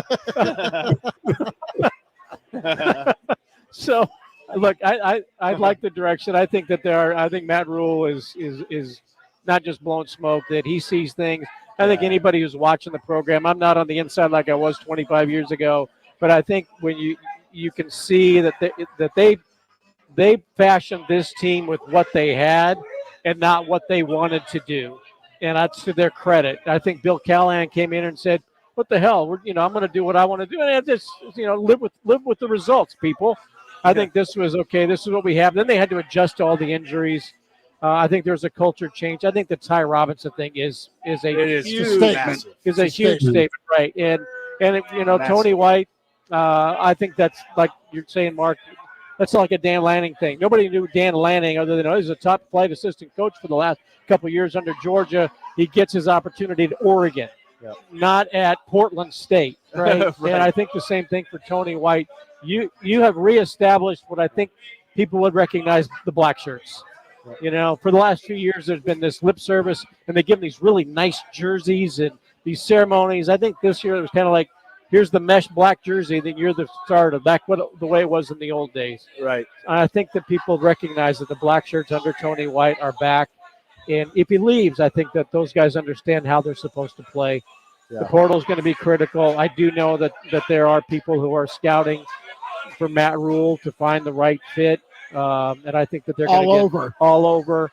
There are a lot of people that have their eyes out for Nebraska to find the right fit. And there are people who are shopping players to find the right fit for the players of their interest. So it's just a whole different world of college football. I know people say Nebraska's schedule is going to be, oh my God, with Oregon and Washington and USC and UCLA and no divisions. Look, I think Nebraska with that defense is going to be in every single game that it plays. And I think it's an 8-win team. And I think that's probably the benchmark for Matt Rule going forward. If Nebraska even had a Mordecai level quarterback. Yeah. Right? Yeah. You'd take him in a heartbeat, wouldn't you? Yep. Yeah. Final thought from me. It has been a pleasure to just do this Monday through Saturday with you. Thanks so much for everyone tuning in. We're back tomorrow, weekend edition at 7:30, bright and early.